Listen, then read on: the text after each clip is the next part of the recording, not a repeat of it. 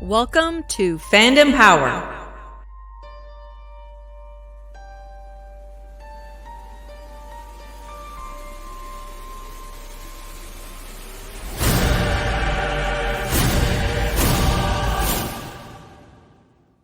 Why, hello there. Welcome back, folks. What's up? Hope you're all having a wonderful civic holiday weekend. Is that what it is? Or had, I guess that's depending for when you listen to this. Those of you who live in Ontario, it's the civic weekend. I think, Hank, in Halifax, what is it? Natal Day. Natal Day, yeah. Natal Day, yes. I'm having a little technical difficulty. There we go. Yeah, it's just I'm working. So it's a holiday. I don't think the banks are open. It might be hard to get into a liquor store before 9 a.m. But I think every province has a holiday this weekend. So depending on where you are, happy August long weekend wherever you are. Was it Dominion Day when we were in high school? At one time it was, I think so. I think it was, yeah. I want to say heartfelt welcome to our good friend of the show, Eric Swenson, who is here in person. I have a physical body. Now that we are able to commingle again in limited numbers. So welcome to the show, sir. It's good to socialize with live human beings. This week, we're at Our episode 13, their episode 14. Andy did such a good job last week that he's in the hot seat again this week. Mainly because I have some life stuff going on. So again, I was not able to put all the stuff together. So once again, thank you, gentlemen, for picking up my slack. No worries. The show must go on. It must. Life finds a way. It does, yeah. So this week we're talking about episode 14, War-Mantle. It's got a runtime of 25 minutes and 11 seconds without credits, or 29 minutes all in. This one is directed by Stuart Lee, who we know is no stranger to the franchise, having directed Clone Wars, Resistance, and Rebels episodes. And with this one, 6 episodes of the Bad Batch. Good for him. Yeah. It is written this week by Damani Johnson, which is a new name that we've not yet seen in the credits. Johnson is new to Star Wars, but not the genre, having been the co-executive producer on 10 episodes of Star Trek Picard. Oh, we got a line crosser. We got a jumper. We got a jumper. Let's squeeze the best parts of that out of there then, and use them for our advantage. Yeah, exactly. So the synopsis this week reads: after receiving a mysterious distress call, the Batch tracks it to a secret facility. I love this episode. I'm just going to put it out there right now. I love this episode, like in a giddy schoolgirl kind of way. I had a fan, not tweet me, but text me. Actually, fan, but a fan of the show text me and said, to quote my favorite podcast, best show ever. Best show ever. Oh, that's good. Yeah, no, it was one hell of an episode. It was. We talked last week about how we accept, generally speaking, that every animated show that Filoni has been involved with is just a different chapter of the same book. Man, absolutely. Does this ever feel... If you thought that we were connecting the dots with the 2 episodes on Ryloth, this takes us one step even closer to Rebels than I think we did with Hera. It really does. It's such a smooth transition. It's very quick in terms of the time that takes place in Galaxy, but it's such a smooth transition, and you can actually, you walk smoothly up that ramp and see the helmets change and the armor change and the blaster types change and even the sound effects change, and it's man. I actually think that they're getting exponentially better with their lighting and animation episode by episode. This one that had some vistas on that planet that were outstanding. I will agree with you on that. Very rarely do I talk about the animation style. We all know the style. You either love it or you hate it. And if you're watching our show, presumably you love it. But if there is any detractors that I've heard sort of outside of the fan circles, is that people don't like the animation style. That I was thinking about this as I was watching it. It's like, go back and think about the first fully CGI'd TV show you watched, and I'm like, well, Beast Wars Wars? Starship or, Troopers. So I'm thinking further than that. I'm thinking Beast Wars Reboot. Reboot. Yeah. So Reboot. when you watch an episode of the Bad Batch and you contrast that up against even the last season of Reboot, it's light years ahead. Oh, it's funny to go back and like I watched that. Like I said before, we pressed record and watched that episode with Gregor from like 15 years ago or 10 years ago, and the level of that animation is crazy. Quantum leap. I think that was a season 5 episode. Maybe, exactly. So it's actually it's not that far back, really. What do you think? We had a few year gap, right? And then that's true. Yeah, that true. maybe 5-6 years. But wow, just I think it's just one of those things where people are generally resistant when there's different animation styles. Like anytime you see a new show come up that's using an old property that's animated differently, everyone just kind of you hit that resistance point and oof. It's true. And I heard almost the opposite criticism of the new Masters of the Universe, where they weren't so critical, like, all the toxic stuff that's going on right now. They weren't so critical of the story or any of those beats, but they were critical. They were like, it's 2021. Couldn't we have had better animation? And that was their only critique of the show, is that they didn't feel like that was up to 2021 snuff. But when you look at the level of stuff that's going on in Clone Wars and the Bad Batch, and you go, well, if you applied that to almost. No, you said it right the first time. The joke, I saw a meme not too long ago. There was a photo of the Bad Batch logo with a big X through it, and then below it was like Clone Wars season 8. Mm-hmm. No, it's true. It is very much so. Or Rebels season 0. Yeah. Oh, so much potential in either of those thought processes. So you guys had said last week, how are we going to get to all these loose hanging plot threads? Yeah, and holy, did they grab a hold of a bunch? Yeah. There's quite a few. Yeah. I'm surprised. It's funny too. Again, I'm not to pat myself on the back, but conversations that we've had on our show about like things that we would like to see, and this week delivered on like, what about these other people that we know are out in the galaxy? And we deliver on that one in a major way this week. Yeah. So this week we open with a shot on a dark, unnamed planet, and right off the top, I can't help but draw parallels to another classic sci-fi film, as the mountainous rock formations of this planet heavily resemble the Devil's Tower as seen in Close Encounters of the Third Kind. Well, you know what? Yeah, absolutely they do. So that was directed by Spielberg, and that's not the only nod we get. So I have another Spielberg nod coming right up, actually. That's a great grab. Yes, I was actually thinking about the planet itself. Other than if you like deforested the planet, I kind of thought it reminded me just a little bit of Geonosis. A little bit. With all the rock formations, It's like they took the hoodoos from China that you see, and then just put like an evergreen forest on. Very cool looking planet. I never made the Close Encounter connection though, but that's fantastic. There's another one coming up. I think you'll enjoy too. I think I might have the same one that you're thinking. Hank. So, we get a fly down shot to the surface of the planet, and it looks a little bit Endor-ish as they're going through.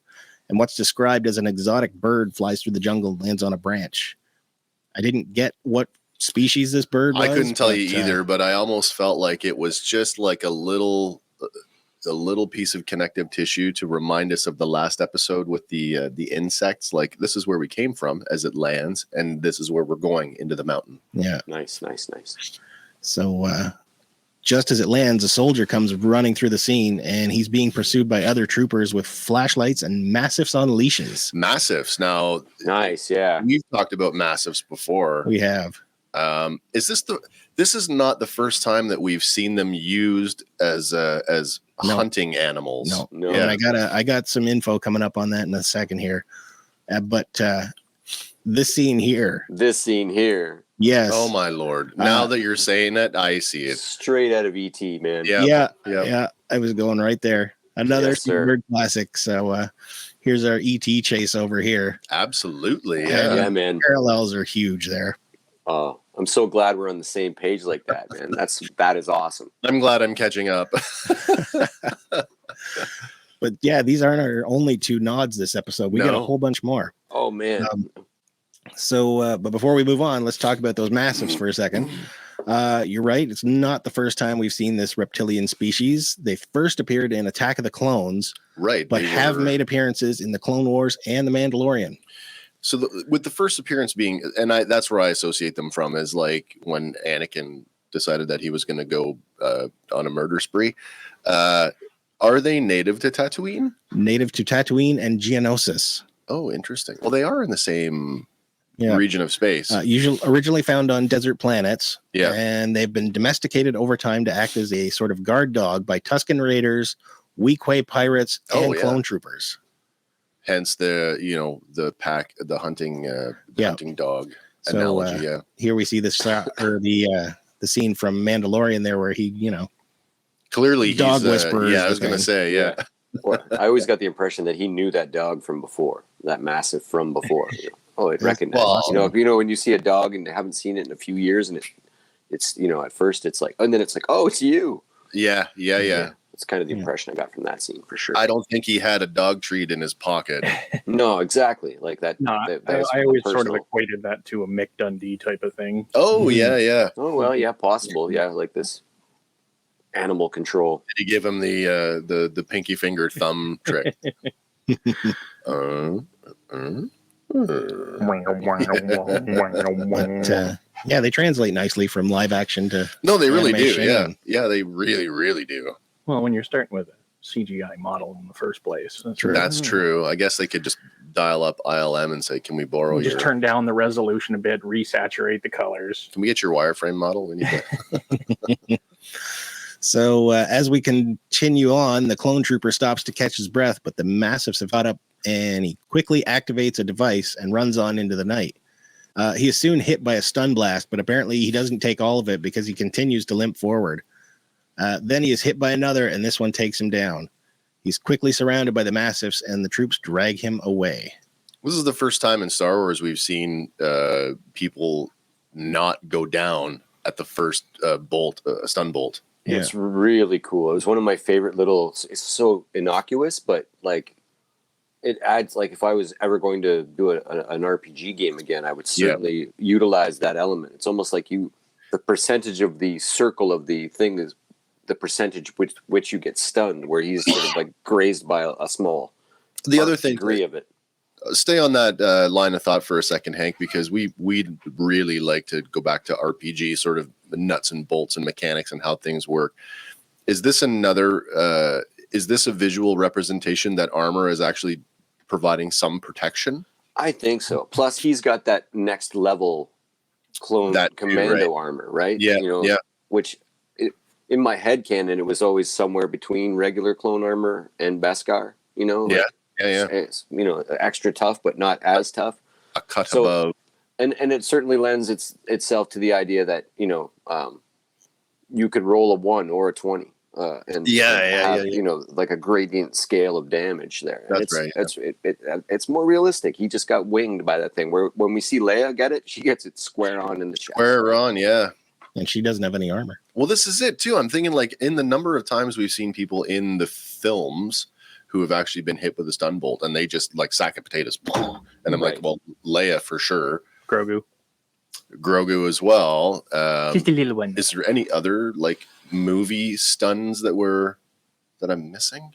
Not in the movies so much. You see it in some games. Yeah. I think it's been used the most heavily in this series. Big time, yeah, because they don't except kill. Wrecker. Except for Wrecker in this episode. Oh my god, yeah. Wrecker just goes for the kill. Wrecker lives up to his name. Right. Slightly more humorously, like this comes up later in the episode, but this might also be the first instance of, not as well trained. He doesn't hit him. He clips him.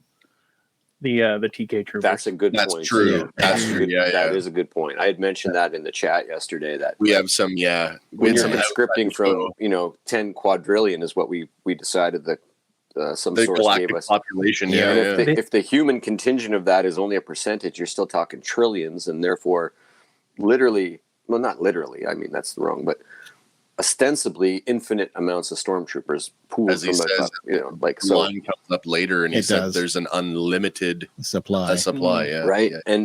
and to get them into service as quick as possible, you're literally going, here's a rifle, shoot at the target, check the box, Yeah. Condensed into the times, field, yeah. right. Your So stuff, yeah, get in line. it really just that minor thing that stormtroopers can't hit nothing. It lends, like, it's the genesis of that. Like, I love Yeah, I love this that is stuff. the first hilariously inaccurate shot by a stormtrooper, Exactly. or the last good shot by a It stormtrooper. could be yeah. And yet, by the time we get to the Mandalorian, the remnant troops apparently can bullseye a flea off a womp rat's ass. Well, it's on a Well, they've been It's on a gradient practicing curve. for 20 years. I mean, it's probably different. Those guys are angry, getting though. paid to shoot and having to shoot for your life is probably a big difference. I just figured they were more angry. Maybe. or all of the bad ones have been weeded out by now. Yeah, True yeah. enough, yeah. Only the good ones have survived so far. Yep. So we cut to hyperspace and we find the Havoc Marauder on course to their next mission. We see Omega continuing to work on Gonki and Hunter spinning his knife to pass the time. Omega hasn't given up hope on Gonki yet. She's going to fight him. She's still working on him, even though, she acknowledges, what'd she say in the one episode? She's like, it's okay. We're defective, too. Yeah. Mm-hmm. Well, they're still all working on themselves as well, right? Yeah, they are. And aren't we all working on ourselves? Yeah. Isn't that what this last year has taught us? But Omega takes notice of Hunter spinning his knife and she tries to mimic the action using the tool that she's holding. with her tool. So again, just going back to that, she's always watching and she's Funny always though learning. that did you really dial in on her hand? Yeah, because she's and trying to see do she the was twist. much slower, but she was getting it. Yeah. So I thought, Yeah. that's pretty cool. Yeah, it's kind of neat. Yeah, just then the batch is hailed on the comms by Rex. And Hunter and Omega join the others in the cockpit and the hologram comes up. And Rex tells them he needs their help. He's received a distress signal from a clone trooper, but he can't get there to retrieve him. Did anybody else think this might have been the Wolf story? Maybe. Anybody else think that that's what he's doing right now while the batch goes off to do this thing? That's Or possible. something. Certainly he's what we speculated a few episodes back. He's running around and He's liberating clones. Yeah. Activating clones. Like, he's the Morpheus of this universe right now, 100%. That's running a around great analogy. waking people up. And in this scene, there's something going on here because he's not just at a desk relaxed. No, on a ship. because, I mean, he's when in duress. He's on the move. And He cuts his he's in the message middle of short to he's in the middle of combat or something. Yeah. Yeah. Giving off a Very cool. Assassin's Creed type vibe. Yeah. Hunter inquires to him, "You want us to recover a reg?" And Rex tells him he's an old friend and he's in trouble. I need you to get him out. Hunter asks, "In what?" And before Rex can give any more information, a beeping goes off and Rex says, "I'm sending you a signal. I'll be in touch." Yep. And then off And he that's goes. it. Yeah. Off he goes to his adventure. Feet don't fail me now. Yep. Once again, orbiting so close to Ahsoka Tano. Yep. Oh, I know. Oh, man. You can almost picture her that just asteroid nearly hit us, outside of man. frame. Yep.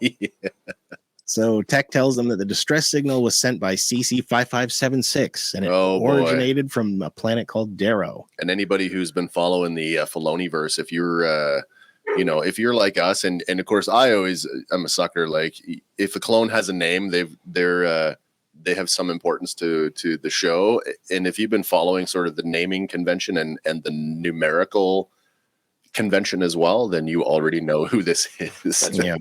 Yeah. But for the rest of us who haven't watched Rebels yet, You'll get there. I know. Darrow is a terrestrial planet in the outer rim, and there are no known settlements or installations there.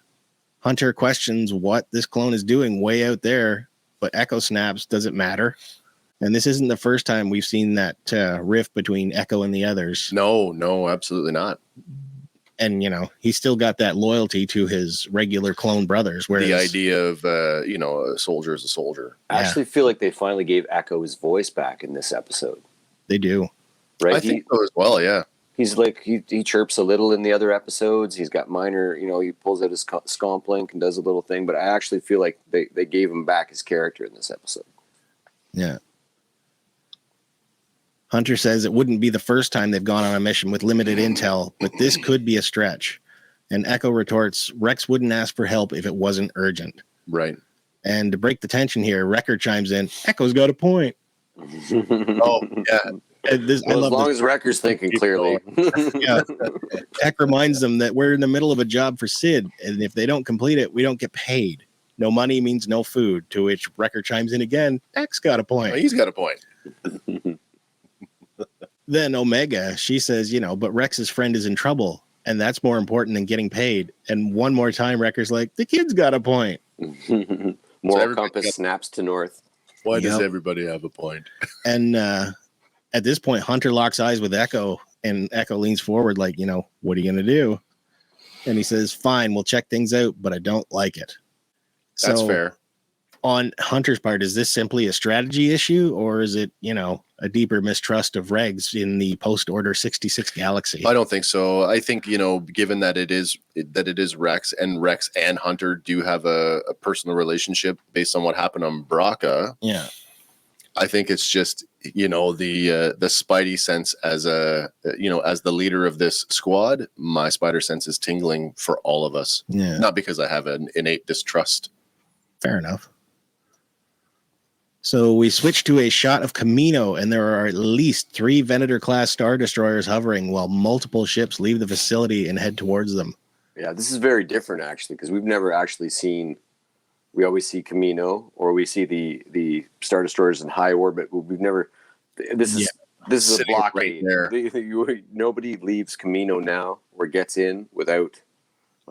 this is the noose is so tight now, and we're about to see it just almost snap closed. I didn't get I'm looking at the image now, and it reminds me of the final image, the wind down of Rise of Skywalker. No, Revenge of the Sith, because up until that point, the Venator had the blazoned red striping, right? And in that final scene on Revenge of the Sith, as Tarkin and the Emperor and Vader are watching the skeleton of that Venator is pure battleship gray, like a traditional Imperial Star Destroyer, and I can see these ones are in the same vein. They're no color. Yeah, that's right. I mean, the color palette of Camino is obviously pretty washed, but those are pretty mute. Yeah. To me, it had a little bit of the vibe from Rise of Skywalker, where they're all just coming out of Exegol. Yeah, I can see that too. Lightning flashing and very ominous. We never see Camino in any other state, but like Brainstorm always. To quote, what is it, Robin Williams? Wet and shitty. So if you maybe this will be one of the posts this week, but if you do a little Wikipedia on Camino, it wasn't like this always. It was lush and there was land, and the Kaminoans actually didn't even look like this originally, and they experimented on themselves, and this is the result of that.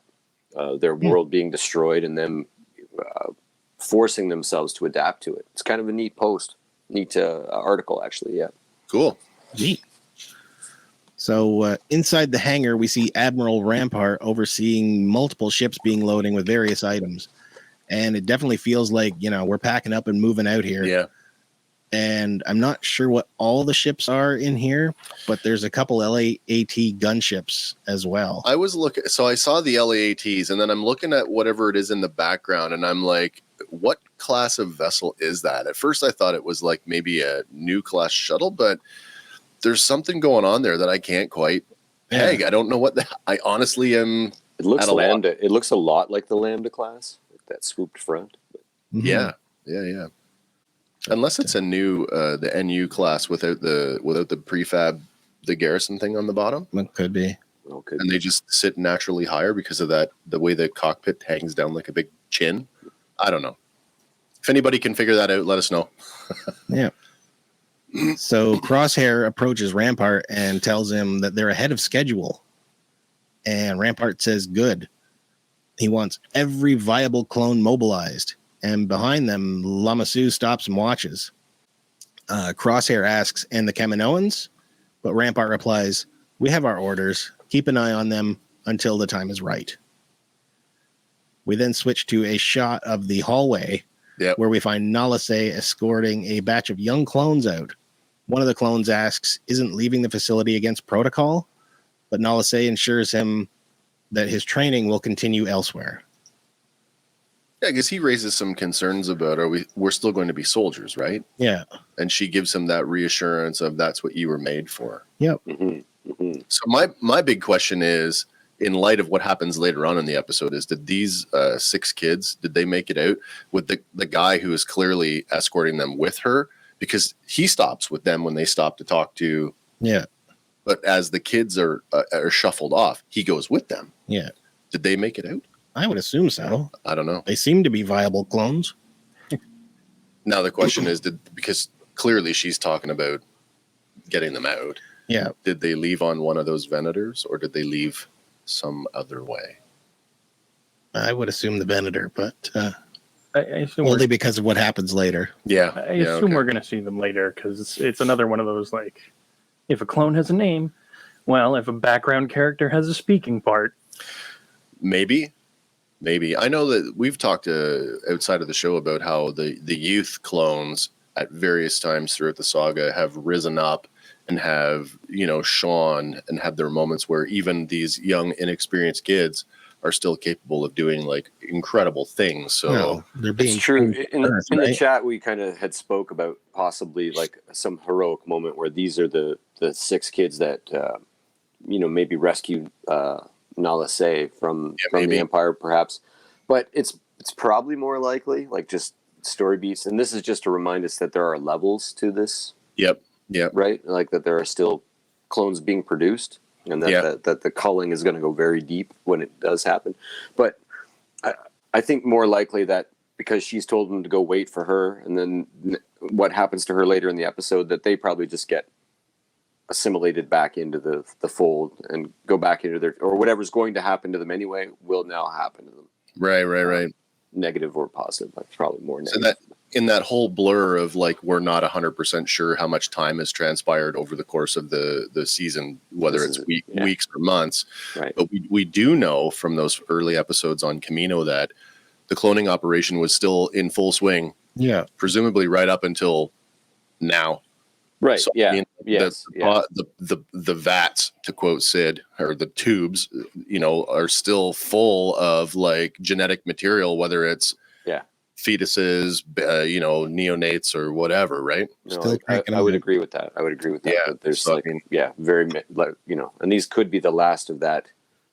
The last that's that have shoved through the system. Yeah. So as they're walking down, though, they encounter Lama Su, and he's like, come here. So Nala Se hurries the young clones along, assuring them that she will join them later. But Lama Su ushers her into a secure room, and once alone, informs her that the Empire has canceled all their contracts. Right. But Nala Se states, with their success with the clone army, it's known galaxy-wide there should be other clients out there that want us. But Lama Su says the Empire is not like the Republic, and they have empowered them to their own detriment. Yeah, it's a great line. Yeah. He fears the Empire will destroy them rather than let them continue their operations, and they must leave to ensure their survival. Do you remember, like, we've been talking, like, early on, remember that there was this talk about their contingency? Yes. So, again, I'm going to circle back to that because now I'm like, well, what the hell? You talk about having this contingency in our next phase, and I presume it's the whole Omega is supposed to be the next level of clone, but it's like, you guys were so stupid that you didn't build in a failsafe? Like, what is wrong with you? Yeah. You know what I mean? Like, yeah, I think that again the off-camera failsafe was Order 65, and therefore trumped by Palpatine. I guess. Yeah. Weird that I see, and that idea that they wrote in an order, in a numerical sequence that it's probably just Legends convention, realistically. Maybe, but the idea that there was an Order 65, and you can look it up on Wikipedia, and that's that. In the event of the opposite thing happening, that the clones would turn on the Senate, and they would turn on Palpatine directly. And just sort of like he trumped them by they waited, like they said, they empowered them to their detriment. Is there a chance it got that so fast, so quick that they didn't realize, and that's a testament to how crafty Palpatine is, and is how there a chance subtly that, he's pulling those strings. is there a chance that that's still on the books and he knows that? Hence I need to scramble to make a conscripted army to thwart that. Maybe he's the emperor and he's pretty powerful, but even the emperor could not stand tens of thousands of troops at one time. I think the contingency plan hinged on making a new level of clone that would be indispensable. So we're going to do away with the old Jango Fett style clones. We're going to make this new clone, and that's going to just secure our position with the Empire. And now they're seeing that contingency plan is going to utterly fail, and they're reacting instead of acting.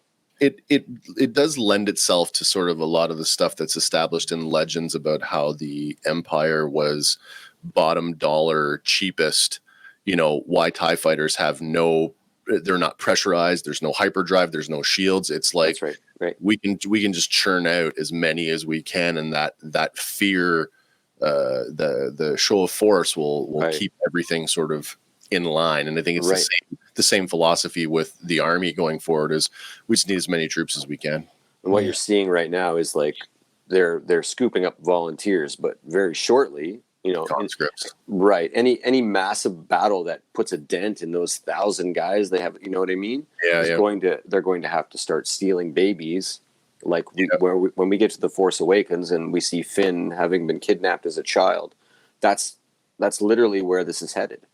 I see we'll get to it a little bit later organically, but like you say, 1,000 troops, and I'm thinking, well, that's nothing. That's nothing. Like, how many of these little secret training facilities are out there? Got to be a lot. Yeah. It's funny because given like Sith paranoia and Empire bureaucracy that they're prone to, you got to wonder how far the rabbit hole goes. And I'm just sitting here thinking of Palpatine going, "Execute Order 312." Yeah, really. It's very possible. Back in the secure room, he then instructs her, gather those who are essential, and he will arrange for their departure. And then we change scenes again. This time we get a shot of the Havoc Marauder coming out of hyperspace on approach to Darrow. Yep. And it's a nice green planet. Very lush forests and terrain. Yep. Garden planets, man. No visible signs of inhabitation. Yeah. Well, that's a little, such a lush, habitable place is not inhabited. It's very strange. I guess just by sentience, possibly. The implication I get is that it's so far out of standard, star lanes. True. Yeah, that's entirely possible. Because it is useless. Everything, weird is in the Outer Rim. Don't you know that by now? It's pretty good lit. This has got secret Jedi or Sith temple written all over it, though. It definitely could, yeah. Darrow's a new name too, right? I believe it is so. Totally. No, I didn't find any references. I didn't either. No. Yeah. So Tech informs the batch that he'll bring them in low to avoid detection, and Hunter postures, "We're backing a lot on a clone we don't even know." But Echo responds with, "Rex trusts him. I trust Rex." And I trust Tech. He's my man. So, hey. Yeah. You don't know him. I don't know him. But my guy recommends him. We're in. Yeah. So there's a lot of tension going on between these two. Like, you can cut it with a knife at this point. I think so. And they make landfall and depart from the ship in the direction of the signal beacon. And Omega rushes forward and finds it attached to a log. So, she's got them observational skills as well. Got them reconnaissance eyes. Got the recce eyes on, yeah. Yeah. But there is no reg to be found in the vicinity, and Hunter removes his helmet to search for signs. He picks up a twig and gives it a sniff and says, "We're already too late. The clone was being hunted and was dragged that away." Just a note on Hunter in this episode of the few times we've seen him with his trekking thing and the joke was he just picks up a little bit of dirt and sifts it through his fingers. This is the most work he's actually done trekking. Yeah. Well, this is, I guess they show how deep he is at it. He's either touching a footprint before or, like you say, rubbing some dirt, but he's connecting a few strings here now. Right. I guess the drag point. I don't know where did I read it or I heard it somewhere. We were talking about his thing, and apparently he can feel magnetic fields. That's how it's explained, that his tracking ability is the way it is. Okay. Yeah. With his nose? No, something like he can sense the strength of a magnetic field. Yeah. Weird. I'm getting very like 90s cartoon era Wolverine out of this. Yeah, I got that too. I still call him Rambo, and he gets the Rambo moment in There's this a crazy Rambo moment Yeah, at the end. Yeah, yeah. absolutely. Anybody ever been to Hope, British Columbia knows what I'm talking about. They follow the path, and coming to the edge of the forest, Hunter stops to touch the ground again, sensing that there's something inside the mountain. Tech concurs as his scanner is being jammed. And Wrecker says, "You said there was nothing on this planet." Yeah, so much for uninhabited. But Tech delivers his weekly zinger, and that data appears to be inaccurate. Thank you, goggles. Yep. So at this point, Hunter instructs Wrecker and Omega to wait on the ship, and she protests, but Hunter insists. Coming here was up for debate, but this is not. That's right. Yeah, interesting to see him put his foot down like that. Yeah, he does it a couple times this episode. Yeah. He may have won that game. Maybe. Yeah, you know, that's funny that you say that, because I still kind of wonder, like, you know, the whole, it's off camera, so He told her last episode to stay put too. Yeah. Yeah.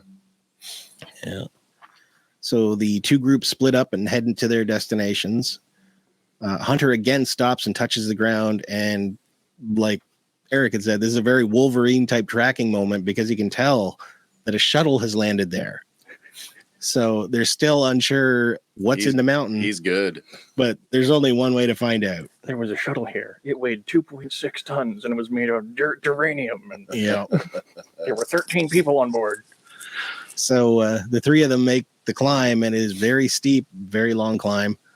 And we're given some scale here as we see Hunter, Tech, and Echo climbing the side, and they're barely visible. Yeah. So, like, this is a huge thing. Dude, I watched this on a 65-inch screen, and I didn't even see that. Yeah, that's pretty great. That's pretty great. Their ability to capture scale is incredible in this episode. In the whole series, they do it quite often. It's interesting because where that magnification is blown up, I at the end of this scene when they come to the top of the hill, I thought they were coming to the top of that ridge down below. Oh, like, and they still had a ways to go. Yeah. I didn't even see them up It's like there. they're climbing the cliffs of On my phone, I can't even see them in the blown up thing. So they finally arrive at the top, and they find a huge silo has been built into the mountain. I saw that, and I immediately thought of the base that they built. Star Killer base. Yeah. Yeah, it was my first impression too. I'm like, are we doing it again? Is this a prototype for that, or Are we doing the Death Star again? This is the Maybe. Death Star again before there was the Death Star. Like, what are we on here? So they take cover as a ship comes in for a landing, slowly descending into the facility. And they again make their way forward to the very edge, and peering down with binoculars, Echo spies a squad of clone troopers in a hangar partway down the side. Yep. So, and these things have some good range to them. Like his binos. Yeah. Yeah. So that's definitely, looking at that shot, that's an LAAT on the right side, but that is definitely the NU class shuttle in the middle. Yeah. Agreed. Yeah. But he zooms up here and remarks they've updated their armor. Mm-hmm. So new armor officially brings us to the new generation of stormtroopers. So we want to dive in on the evolution of that. Does right he now? talk? Well, I don't know do you have it in your? I don't know if you caught it in your notes. The note about he spots a couple of Clone commandos, and some. Does he say they're regs? He assumes at this point that they're regs. Yeah, that they're clones, but they've modified. He says they've modified their armor. Yep. Yeah, and then Hunter's like, "Let me take a look." Yeah. But yeah, let's talk about that, because that's a pretty cool evolution. Because aside from the designation of TK, they Right. don't actually get called stormtroopers. No. But the credits lists them as stormtroopers. Yeah, That's very good. Oh. Yeah. The first thing I noticed was that these are just so close to the Ralph McQuarrie Stormtrooper concepts. Yep. That it was, just uncannily close. Unmistakable looking at that helmet. Yeah. And then, of course, like by the time we get to Rebels, and we know that Rebels was envisioned stylistically as they wanted to lean into the Macquarie concepts. And so we actually got another version of that in the I guess it would be the training armor. And Ezra has a penchant for sort of collecting helmets. That's right. And the first one he collects is this helmet that kind of looks like the proto stormtrooper helmet. Mm-hmm, mm-hmm. Yeah, no, it's a pretty nice lineage, and I don't think it's too many episodes or maybe a season away till we get the actual classic stormtrooper. Right. Yeah. I don't think I've ever paid this much attention to those helmets. That so comically looks like an evil, like Dick Dastardly mustache. Yeah, it does. Now that you say that. It's like, that's a little odd. But I love that, again, that whole every show that, every animated show within the Filoniverse is just another chapter of the same book. And now those chapters are getting closer together. Yeah. The evolution of the species. Yeah. And I really dug this one. I quite liked it. Mm. So Tech says that the mountain makes for a well-fortified base, which is nearly impenetrable. And Hunter says this is no longer a simple extraction. He suggests they head back to the Marauder and leave word for Rex, but Echo stops him and says, what about the mission? And Tech responds with, we don't even know if CC-576 is in there or if he's even alive. Right. And Hunter adds that they're going in blind without any reinforcements. But Echo reminds them that they did the same thing on Skeko Minor when they rescued him, and he would still be trapped there if they hadn't. How true is that? Yeah. And as you say, talk about Echo getting his voice back. Right. And they've gone in blind on roughly half of the episodes this season. It's kind of what they do. What was the line? Was it last episode where the joke was about how Sid likes to leaves out details? So I mean, they've gone in with a certain, the blinders on to some degree on everything they've done. That's right. Yeah, there's a culture of going in blind, so this should be no surprise to Hunter. I mean, the dude might as well be saying, but action tropes. Yeah. Shh! Don't tell the people that. Sorry, let's make the sausage go. So Echo then says if there's a chance there's a trooper being held against his will, they have to try. Yeah. And we cut to Omega and Wrecker in the Marauder. And they're playing some form of, I don't know, dominoes or checkers, perhaps? Yeah, it's some new game anyway. That's very cool. On the Gonki table. Again, using Gonki as a gaming table. On the Gonki table. And Wrecker's right into it, too. He's like on the edge of the table going, what do I do? Yeah, Omega informs Wrecker it's still his turn. He responds with, I know, I'm thinking. And, nothing ironic about that at all. Yeah. Just then, Hunter comes over the comm and tells them they haven't found the reg, but they did find an Imperial base inside the mountain. Right. Goes on to tell them that they're going in, which Omega excitedly says, we'll help. But Hunter shuts that down and says, no, stay on the ship. Stay on the ship. Yeah. You're our backup. He then says that comms will be jammed while they're inside, so keep alert. Mm-hmm. Echo, Tech, and Hunter jump on the roof of an elevator and ride it down into the base. So, pretty convenient way in. Why not? Whatever works. Well, the only other way you're getting into a base is that the camera suddenly jumps to an air ventilation grate that gets kicked out. Right. There's only two ways, either in and on top of an elevator or through the vents. So they jump off and stealthily make their way into the base. They come across a terminal, and Echo uses his scomp link to find the location of the reg that they seek. Right. So there we see him scomped in there, and he remarks there's some new encryption being used, and it might take a while to get through it.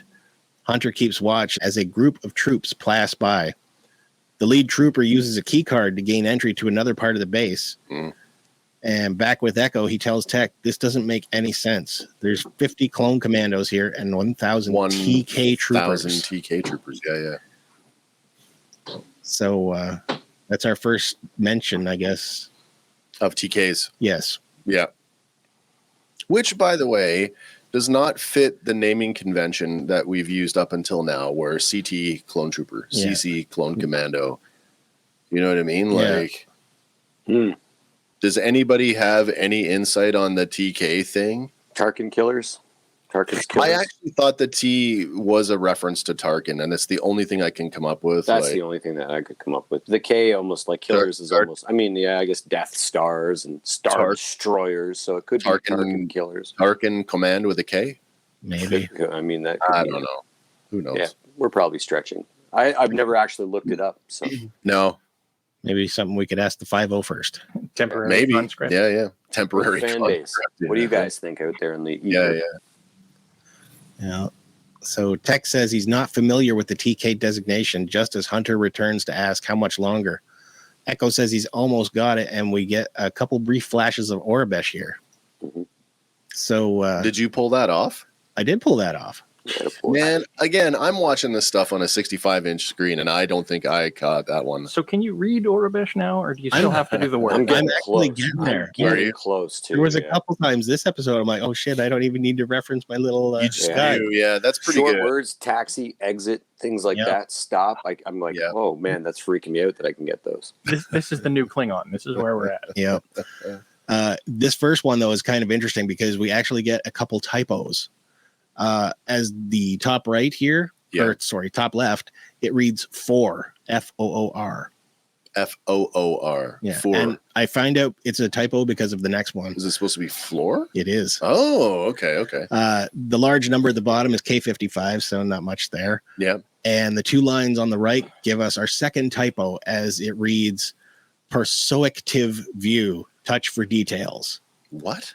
I Googled the snot out of perspective. Yeah. Two things came up. One in Did you mean? yeah, one is a reference to something in the, I believe, Quran, Okay. but there's no meaning to it. And another comes up with something referencing a thing in China, but again, no meaning. That's weird. And the only thing I could think of was because the O and the P are so close on the keyboard. Perspective view. Okay. Yeah, So yeah. that's what I'm going with on that one. You'd almost want to, like, you know, if you ever had a chance to ask like the lead animator like some questions, that would be one. Did you guys mean to do that? Yeah. So then we get to the next flash of the screen. Right. And a lot of the same, but this time the top left now reads floor. So that's right. So now they've actually changed They it. fixed it on that one. That's and the interesting. number changes to X67. Right. And then the third screen here, we get floor again. Yeah. K62, and then floor C21, Right. and floor G78. And in the bottom part, underneath the main part, it says base schematic.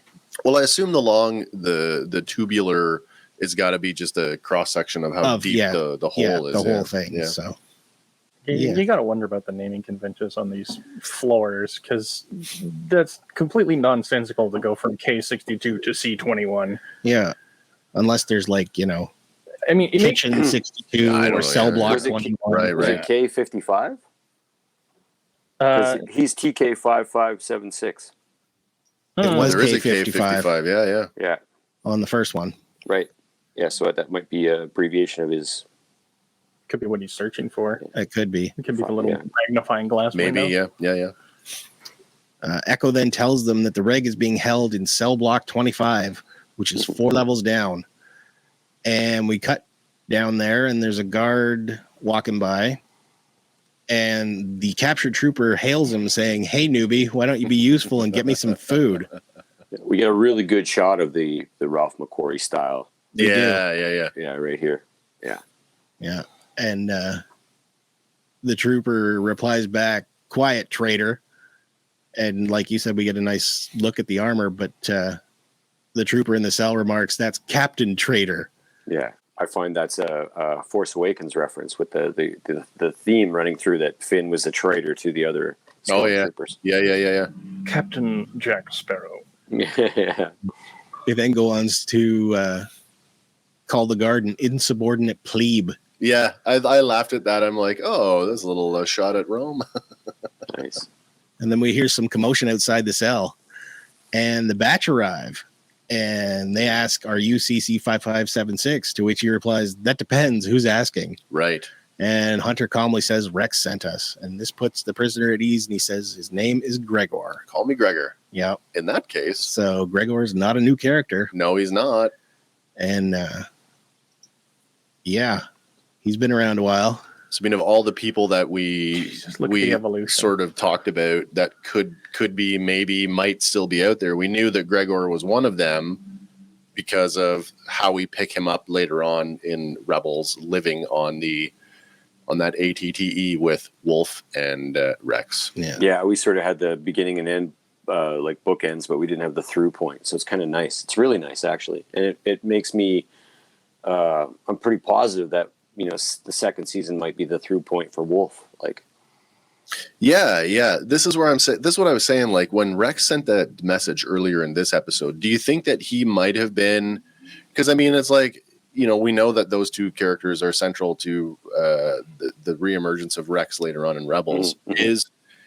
If he's out there doing the Morpheus thing and waking these guys up, you have to wonder, is he out there doing the Wolf thing right now while the batch is getting Gregor? It's possible. It is possible. And you got to figure Wolf's going to be a harder sell than, say, Gregor, because the presumption that he carried out Order 66. Right. And he does wear that in Rebels. And the fact that he's still willing to portray a Jedi to the Empire. Yeah. For even under the auspice of not getting spanked kind of thing. Right. So he's still sort of, his loyalty is to Rex, but he's got some iffy other thing. And yes. It's cool to see Gregor and know that. And again, like for those of you who've been following the show, you knew that I came into this as a bit of a naysayer because of my love for Republic Commando. And so we had a very deep conversation yesterday about, if that, Hank, you had said a while ago, hey, this is the episode for you, Wes, because of the Republic Commando vision. But really, this episode was for me. Yeah, 100%. And we get Scorch. We actually get the character Scorch. So as the batch and Gregor make their way through the corridors, making sure to stick to the shadows and avoid multiple platoons of troops, they skirt past a couple more, and Gregor tells them that, look, they've gathered for inspection. There's no way past them. Right. And with no way past, Tech tries to redirect them by sending an alert signal that'll draw them off. Right. Gregor comments that due to their armor, they must be CCs like him. But Hunter replies, we're CT-99s. And Gregor chuckles, defective clones. Defective clones. So there's a thing going on here. Like, they're renowned, and not necessarily even being for Clone Force 99. Like they're renowned for being defective. Like, and so like, well, they are named after 99. Like Republic Commandos know that they're there. Like the Reg troops know they're there. Rex knew that they were. I think that speaks to the lineage of 99, the man. Yeah, and how revered he was. I sort of agree. Yeah. Gregor goes on and thinks the only ones who are defective are the ones who want to stay. Yeah. And then tells the batch that he was an instructor here, but just then an alarm goes off. And when Hunter asks what's wrong, Tech tells him that he doesn't know. He said he keyed in a code 16 to draw off the troopers, but Gregor tells them clone codes don't work here. And they've set off a security alert. And the old tricks won't play going forward. So this is our first Imperial installation that is 100% post-clone. Yeah, there is no old tech in here at all. Yeah, good call. Yeah, absolutely. Yeah. The Empire has changed the locks. Big time, yeah. So we get some more Orabesh here. Yeah. And it's pretty easy. It just says access denied. Big fancy red. Yep. So the batch is quickly under fire from arriving stormtroopers who are quick to radio in their position and call for more backup. And Gregor helps out the clones subdue this platoon. And it's an important point. They're still using their stuns. They are, yeah. The batch is still not wanting to kill their clone brothers. Right. And this, I started to notice right here that we started using original sound effects. Yeah. The Stormtrooper blasters. Yeah. And then the music, we started getting the Death Star chase scene music interspersed. Yeah. And the actual, instead of like a derivative, we're now getting actual John Williams pieces woven into this. Yeah, fantastic. Did you get I don't know if you got a shot, the elevator scene where they open it up and there's like They said, but the numbers don't The matter. numbers, yes. You did. Okay, that's funny. I think I did. But yeah, Hunter puts a sleeper on the lead trooper here and then takes his key card, and that'll come up later. Right. And I guess they're differentiating the lead troopers from the rest by giving them the glowing visor. Yeah. And I don't know if that's just aesthetic like The glowing visor? Yeah. That's the part of commando. Republic Commando. Is that Republic Commando? Yeah, Okay. That is a commando, yeah. Yeah, it definitely is. Okay. The Commandos, just to go back, when that video game came out, it was sort of between Attack of the Clones and Revenge of the Sith. So they were still phase 1 clones, had that T-shaped visor that's more Mandalorian style. Okay. So the Republic Commando was just sort of the interpretation of the armor evolution prior to Revenge of the Sith coming in. Right, yeah. Yeah. Okay. So Hunter asks Gregor if there's another way off base, but Gregor says there's only one way out, up. Yeah. The giant hole in the top Yeah. of the roof, I guess. And Tech removes one of the helmets to find that these are not clones.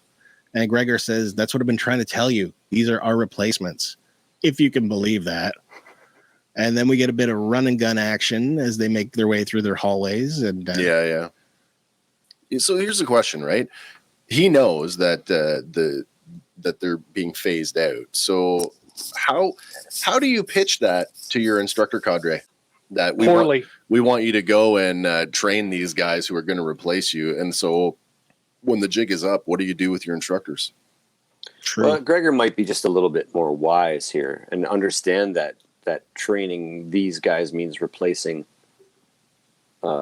clones inevitably, but perhaps some of the other commandos are just like, well, this is my way of ensuring my viability moving forward. So I'm a stormtrooper trainer now. So I have value in the new system. Right. You know what I mean? Like, so Yeah. Make yourself indispensable. I tried that, but they still threw me out the door. I was doing a little math on the numbers that they provide too, and I was like, Yeah. that's like one clone commando for every 250 troops on this base. So are they? That's that 50 to 1,000 ratio. Is it so structured that they each have a platoon or like a part of a regiment? Like, because we see a lot of times in this episode 5 or 6 clone commandos all in a group. Yeah. We talked about pre-show last night. We were talking about in the numbers game, like the reality is going with the Scorch reference, Scorch being part of Delta Squad. We saw Delta Squad in a single episode of the Clone Wars, and there's only 3 guys in that squad. Yes. So I guess technically 4, because you as the player would be the 4th. But like, that's 4 Republic Commandos that we see across 7 seasons. Well, technically 5, because we see Gregor. And Gregor does wear the yellow of Delta Squad. Similar to Scorch. But 5 Republic Commandos across 7 seasons of television. And now we have 50. What does that say about the rarity of clone commandos? And that was my thing. That was my thing. Like, and that almost leads me to believe that this is the genesis of the program. Yep. And that maybe we only have at this point 1,000 stormtroopers. Like, maybe this isn't everywhere. Starting maybe to crank this is the they played their first card. Yeah. Well, at 50 to 1,000, that's 200 guys per commando. That's the company. You're basically treating your commandos as company commanders. Yeah. But on the same point, Hank, like the lights are not fully on in this episode. See, there's that's a the lot other of thing. dark hallways, so maybe they're not fully up to par yet. 100%, and I think that's on purpose. It's 100% Death Star or Star Destroyer corridors. Yep. But the fact that we're not lit up means that we're still getting the lights turned. Right, exactly. We're Yeah, still like that establishing metaphor our is infrastructure it's not and- lost on me for sure. Gotcha. Yeah. The base is not yet fully operational. So Tech asks Gregor if he's sure he knows where he's going, and Gregor fires back, "I'm the one who escaped before." And Tech retorts, "You were captured." Yeah, on the outside. Yeah, and Gregor is quick to point that out. He says, "It was only after I was off the base." That's funny. So Hunter questions, "I thought you trained these guys because they're missing their shots." So there's that. Yeah, but like, and what does he say? He says, he laughs and says, "Not everything." Yeah, I didn't train. I didn't show them everything. Yeah. And then they make their way to the elevator and try and jump on, but there's 2 troopers inside. So they take them out pretty quick. And Tech says they need an authorization code. two troopers. So they kind of do the didn't mug them, but they knocked them out. Yeah. Did you get the sense from that one of them was a woman? I did not. I did. I didn't pick it up. I thought one of them was a woman. Yeah, I heard it too. It was a little higher pitch. Like I'll have to watch that again. So Hunter hands him the key card that he took off the trooper earlier. Yep. And pops that in. And the Orabesh here reads, pretty easy. Enter access code. Mm-hmm. Yeah. So they do, and the elevator starts moving upward. And Hunter asks, "What do you mean these are our replacements?" Mm-hmm. And Gregor tells him, "These clones are soldiers for a republic that does not exist. Right.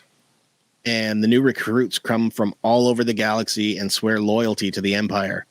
They're not as skilled, but there's an endless supply of That's them." right. Yeah. And that whole 4 quadrillion sentience across the Star Wars galaxy. Right. And I guess my estimates were crazy low when I was speculating. Yeah, I guess. Yeah, Tens of trillions, and I was crazy low.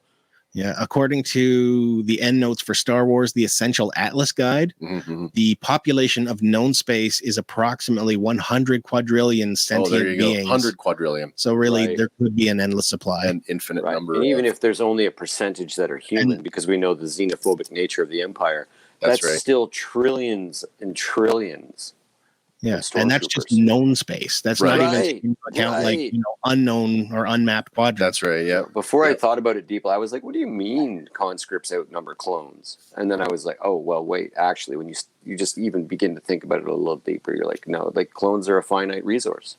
If you think they're about talking about sort of the analogy about here in Canada, but with we the smaller have population. Yeah, we have a small population here in Canada. So if you equate, I mean, if the science fiction-y world that we love in Star Wars is anything like the real world, like here in Canada, there's a disproportionate number of Maritimers that join the military. Mm-hmm. You know what I mean? So, there'd be a number of, if you just think of sort of the galactic economy, I'm sure there is enough driving that it wouldn't be hard to recruit people who are just have nowhere else to go. Absolutely. At first, I would think that there would be hundreds and hundreds of worlds that are just clamoring to get positions. Well, Right. That need an economic bump, or, I can't make it anywhere else. So I Or might the as well. security that an imperial presence would provide. For sure. Yeah. Yeah. you got to consider we're also technically in a post-galactic war type deal. Yeah. And there's how many planets that have been ravaged by... Right. They're literally selling security and peace, right? That's right. Yeah. Yep. Oh, and by the way, you must buy it or else. Yeah.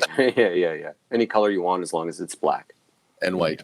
It's a very 30s mafia, hey, your protection money hasn't come in yet.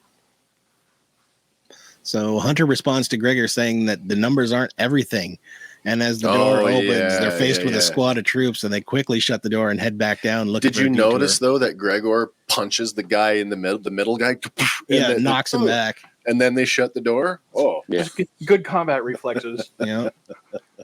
So back at the Havoc Marauder, Omega paces while Wrecker lounges. Yeah. And Omega asks, "How can you be so relaxed?" And he turns and says, "I'm preparing." So that is the realest military sentiment I've ever seen. Yeah, 100%. That is literally the personification of hurry up and wait. Yeah. Having been in a position where, I've been where he is, where you are behind whatever's going on and you're just waiting to be called to come and do your job. And that is quite literally what it can look like sometimes.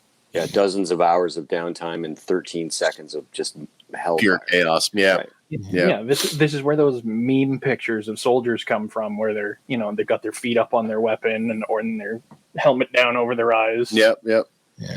He says, "I'm charging up before I Sleep charge anywhere, in." anytime, at the drop of a hat. When in doubt, rack out.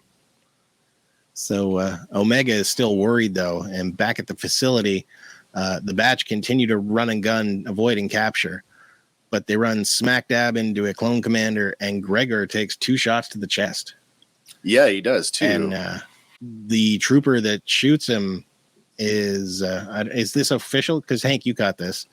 But we think that might actually be Scorch It bears a striking resemblance to him. Yeah, with the white trim around the yellow accents. I think so. I really do think so. And he's in 4 separate scenes. It's perfect. When you put that, I did that side by side. I sent you guys. Yeah, it's spot on. I read some stuff last night. People were, and of course it's, the devil's in the details, right? And people were going, well, he doesn't have the protrusions on the backpack. It's the wrong backpack. You know what? Spiritually, it doesn't. The guy dropped the things because he's not operational. He's in a training role now. Like, come on, it's him. This is a training facility, not a deployment. They also did just say, like, oh, their armor's new. Like, they did. So it could still be transitioning. They literally just said that their armor's changed from the last thing you saw. Yeah, Like, yeah. Correct. Literally covering their own asses. So another platoon of troopers come down the hall, causing the batch to fall back, and they take shelter in a control room. And like before, Tech blasts the door lock to seal it shut. So still the best way to open and close. It's it is universally both a key and a lock. Mm-hmm. So and the control room, such a huge nod to A New Hope. Oh, it is. Just continuing the theme that we're getting so much closer to that so familiar Empire. Yeah, we're okay. How are you? Not that one. No. I've got it. Keep going there. So they take a moment to regroup, and when asked how bad Gregor's wounds are, he replies, "This is nothing. I've been blown up once and survived. I can survive this." Right. So and probably another testament to the quality of the commando armor. Yes. Well, that's just it. So two points. So going back to the computer console thing. So that right there, I mean, does that not look like the computer console right out of the Death Star? Yeah, docking control room 237. That's the one, where, right? C-3PO and R2-D2 hid while they were rescuing Princess Leia. Yeah. Tracking. And there it is. Nice. That's even more uncannily now that I see them like that. So like the design implements there are carrying forward. I kind of like the idea that the Empire is just cookie cutter everything. Well, I mean, everything is modular. Yeah.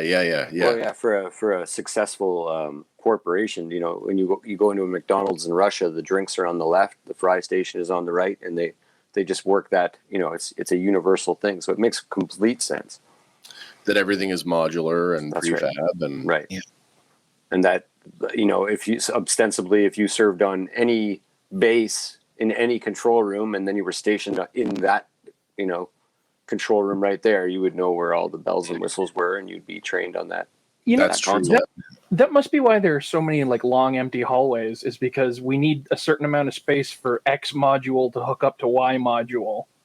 So that's why every base you ever see is just long hallways interspersed with oddly prefab areas.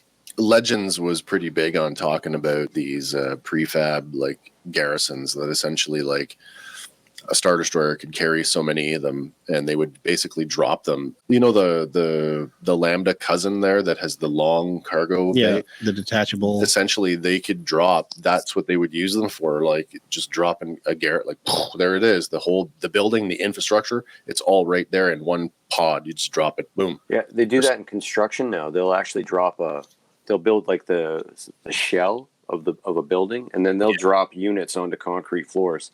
And there'll literally be steel stud walls with drywall attached.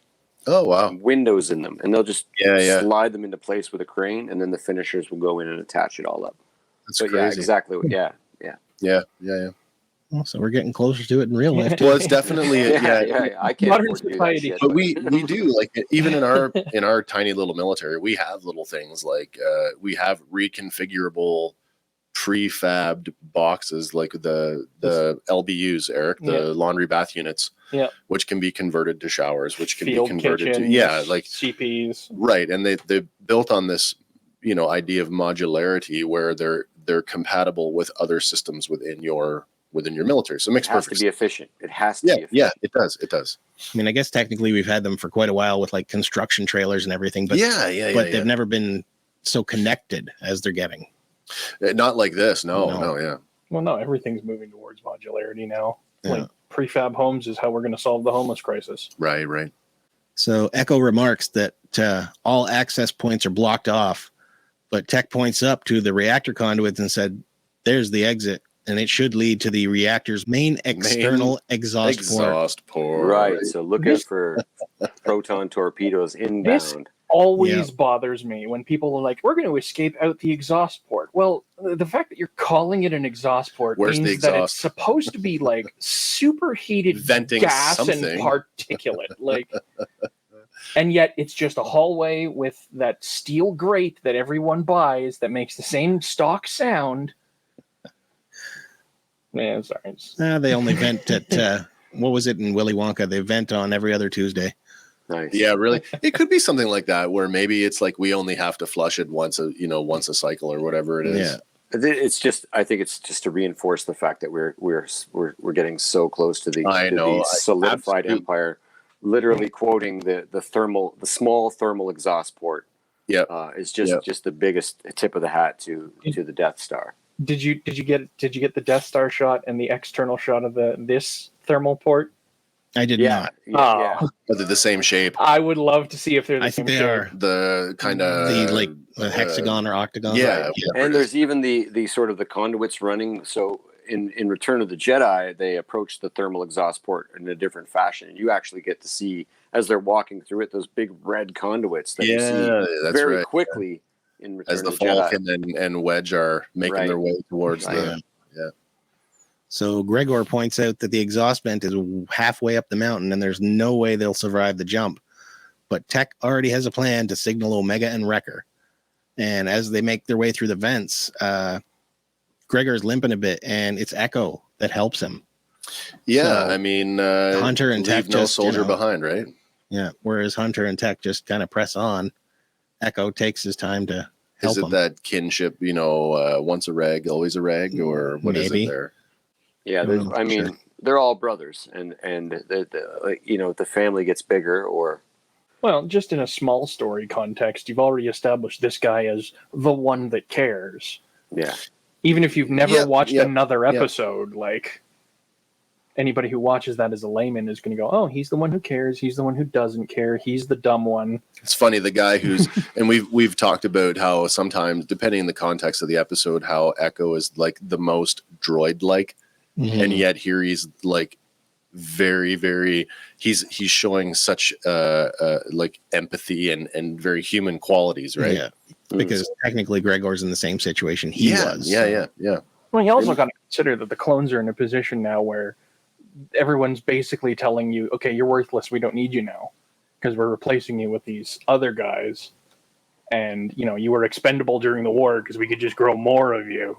So this is like an extra level of solidarity, and I think you're exactly right on that. And I think that actually, I have a theory about the very last scene in the episode that sort of hinges on that level of solidarity between clones. Fair enough. When Echo asks how Gregor got there, he tells him that he arrived with other clone commandos, but quickly realized that he no longer wanted to be part of the operation. But the Empire doesn't take kindly to desertion. I guess that means there's only 49 clone commandos at the base. Maybe. Well, he's still technically on the base. For a couple more minutes. Back at the ship, Hunter comes across the comms and says they need a pickup. And Omega and Wrecker leap into the pilot seats and take off. Okay, so that tells me that Omega can now name all the ship's systems by memory. Yep. Roger that. Yep. She's got her learner's permit for the pilot license, I guess. But look at who her driver trainer is now. Do you really feel confident with that guy right seating you? Have you seen any of the driver trainers in Toronto? It's I'll take it.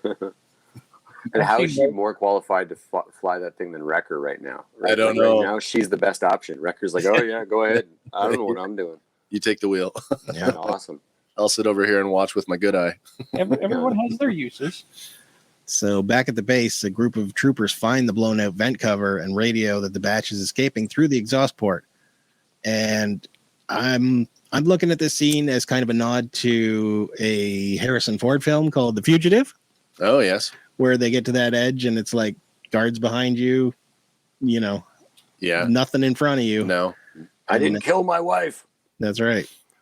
So I don't know if it's a bit of a stretch. There's no waterfall that I have to jump into, but just visually. Yeah, you're right. But this does set us up for the upcoming Rambo moment. It does. Well, vibes of The Mandalorian too. escaping from That one, yeah. the base. Oh, right. The one on in the volcanic. The Bill Burr episode. Yeah. So as the Havoc Marauder approaches, a slew of empirical ships land, or Imperial. yes, Imperial ships, Imperial. It's empirical that they land. It is, yeah. They take off from inside the base, and as they draw closer, Omega takes control of the ship, and Wrecker makes his way to the side hatch. Yep. And she's like, I'll do my best, and she's really trying. So That is clear. The fact that she's, we don't know how long she's been flying for. No. Maybe she's new, right? And she's got the thing in a hover right next to a giant feature, which, if you ever talk to a helicopter pilot, hover is one of the hardest maneuvers that you can do. yeah. It takes Herculean strength, actually. Yeah. She's got her game face on here, and you can't tell me that for a second there's not just the idea of Hera isn't on her mind, right? And she's like, right, yeah. Because she's right in the thick of it too, right? Yeah, So, Right. Empire ships are coming in hot. They are. She holds the Marauder steady as Tech jumps aboard and Gregor jumps next. But Imperial fighters open fire, causing her to move away. And just then, Tech tells Omega that'll be sufficient and takes over piloting duties. As much as that was a tech-ism, the tone surrounding it was just like this. It's the most, what's the word I'm looking for? Condescending. No. It was It's the like, most you done good, kid. the most I'll take it from here. empathic thing that he Okay. said the entire series. And that'll do, pig. Yeah, very much. That's coming up, actually. In a total tech-ism. Yeah. So things start to move pretty quick here as Tech flies off to draw the ships away. And Wrecker's on the tail gun returning fire, but they're soon hit. The screen flashes telling them that shields are down. And we get some more Aurebesh here, and it's pretty straightforward. It just says shields inactive. And it occurs to me in this image that the schematic of the Havoc Marauder looks like a Klingon bird of prey. Yeah. It totally does. Pretty If you evident. blur your eyes, it looks like Klingon, too. Yeah, it does too, doesn't it? a little bit. Yeah, Klingons used red in their displays. They use red on everything. Yeah. Except the paint on the outside of the ship. But We also get warning, power danger, and what I assume is a new character in the Aurebesh font for the representation of the percent sign. Oh, percentage. Okay. Because it says power at 85%. Nicely done, sir. So I've looked and I cannot find anywhere else where it references that is what the percentage sign is supposed to look like. But it does look, it's like two dots over one another on an angle.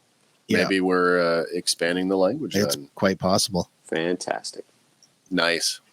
So quickly, Omega figures out that Gonki can provide the power boost they need. Gonki gets his hero moment. He does. I was really, this was very satisfying for me. Me too. As a toy guy, knowing that the original Kenner action figure was actually called the Power Droid, and now we actually get to see a Power Droid being used for its intended purpose. So I did not know that. I was like, I wish that he had, because he did walk over to the panel.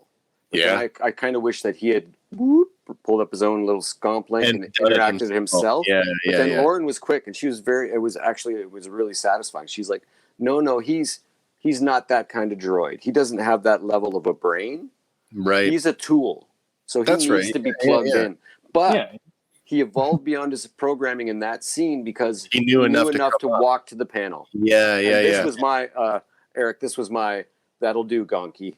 That'll do. Gonki. I mean, he's been Chekhov's droid the whole time. Fully. So, also, if you look, he's got a cable. He doesn't have the extendable thingy that R2 has. No, right.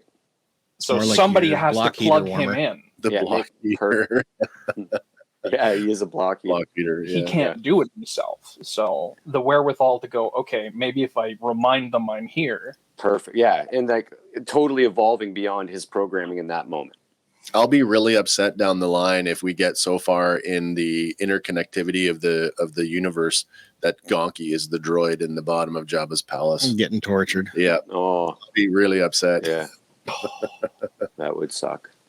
So once they get him hooked in there, we get one more flash of Aurebesh, as the ship powers up and it just reads shields active. Yeah. Sir. Did you catch the? Did you get the Phantom Menace vibe there? You actually heard the pod racer. Yeah, where the restart. engines, The restart, and then the color the shift. meters go Yeah, up. And, Yeah, 100%. yeah. Dude, say what you will about Phantom Menace, that movie had excellent sound design. No arguments for me. I still like the Phantom Menace, Yeah. you know, warts and all. So Yeah, I loved it a lot. Saw it many times in the theater before I actually was like, well, still you know, my number Yeah. one. Talking about theatrical viewings, it's still the one I've seen in the theaters the most. Six theatrical viewings for me. It's actually the last time I broke my ankle. I was I waited 24 hours in line to see the Phantom Menace with a broken ankle. I broke it the day before, but had tickets and plans to camp out, and was first in line with a broken ankle. I'm not missing. A little story. It started pouring rain at about 11:30, and we had a cardboard shanty town which started to disintegrate. And we were all like chanting, "Let everybody in the theater a half hour early. It's pouring rain." And then the power went out, and it was like they're like, "Well, come back tomorrow. We'll refund your tickets, but everybody will honor your tickets tomorrow." And we were like, "No, we'll play this fucking movie at 3:00 in the morning if you have to." And we all stayed there. And it was actually a really very cool experience. Yeah. Probably the stinkiest theater you'd ever been in. Probably. Ooh, it's been raining for a while, and now we're all jammed into a theater. That moment from fanboys too, like, hey guys, what if it sucks? Sorry, we're going off the rails again. We'll get back. So Tech banks and steers toward the ground, adding further credit to your theory, Wes, that Tech has a bit of the crazy. He's our Murdoch. And Gregor looks at him with a "what the hell are you doing" type Absolutely. look, and they're just nosediving into the ground. For a guy who's so analytical, there's something about you stick him in, and you don't get it throughout the, because really, up until the last couple of episodes, the Havoc Marauder has essentially been a bus. Yeah. It gets us from point A to point B. Agreed. Park the car, and away we go. But that episode on Ryloth, where he just does power this power slide in, and now this crazy dive bombing maneuver, there's something about him yes, he's the technical guy. I mean, it's in the name, right? I'll build you the thing, I'll build the scanner, I build the light bomb, but man, he's a pretty crack pilot. It's a pitch perfect Runsky feint for the Potterheads out there. It's exactly the maneuver he's doing. So Wrecker shoots down one more ship, which collides with another one. And then they swing back around to the exhaust port with more ships closing in. Echo manages to jump aboard, but the fighters open fire. That's right, yeah. And they're coming in hot. This is the one... V-Wings. V-Wings, yeah, okay. We talked about those before. Yeah, so I think that's the biggest collection of V-Wings we've ever seen in one place. Somewhere between an A-Wing and a TIE fighter. I love this ship because it's so pitch perfect in between the evolution of the two lines. With that diamond, the pyramidal shape, it's a hint of the Aether Sprite Jedi Starfighter in there. That's right. As the Marauder starts to roll away, Hunter takes a leap of faith, and it doesn't pay off. He slips. No, I thought he was going to make it. For a second, did. yeah. Yeah. And then, of course, Omega cries out, but Echo pulls her back into the ship. Yeah, and Tech is forced to fly away to avoid all the shots coming at them. This is our Rambo moment where it actually pays off. Yeah, from First Blood. Yeah. He crashes down that mountain through the trees, hitting everything on the way. Tries to slow himself down with the knife. Thunders through the foliage there. Yeah, but another textbook action trope: the impractically high fall. Yeah. He's wearing armor. What do you expect? He survives it though. Come on, you don't survive that. You don't survive that without at least a flail chest and a couple of dislocated limbs. Well, he takes a couple minutes to get up. He does. I actually wondered if the impact had actually okay, he's unconscious and that's how they're going to find him. But no, he's Rambo. He's got to have his hero moment. Yeah, he hits the hard at the bottom, and we cut back to the ship to see Gonky has hit his limit, and he's starting to short out. Tech yells out that they can't take many more hits, and we cut back to the ground as Hunter tries to rise. Right. But an LAAT gunship lands and a squad of troopers pile out. And Hunter looks up, seeing the ongoing chase, and radios them to get the ship out of here. And he'll find another way back. Tech responds, though, with a negative. The odds are not in your favor. But Hunter says, go. That's an order.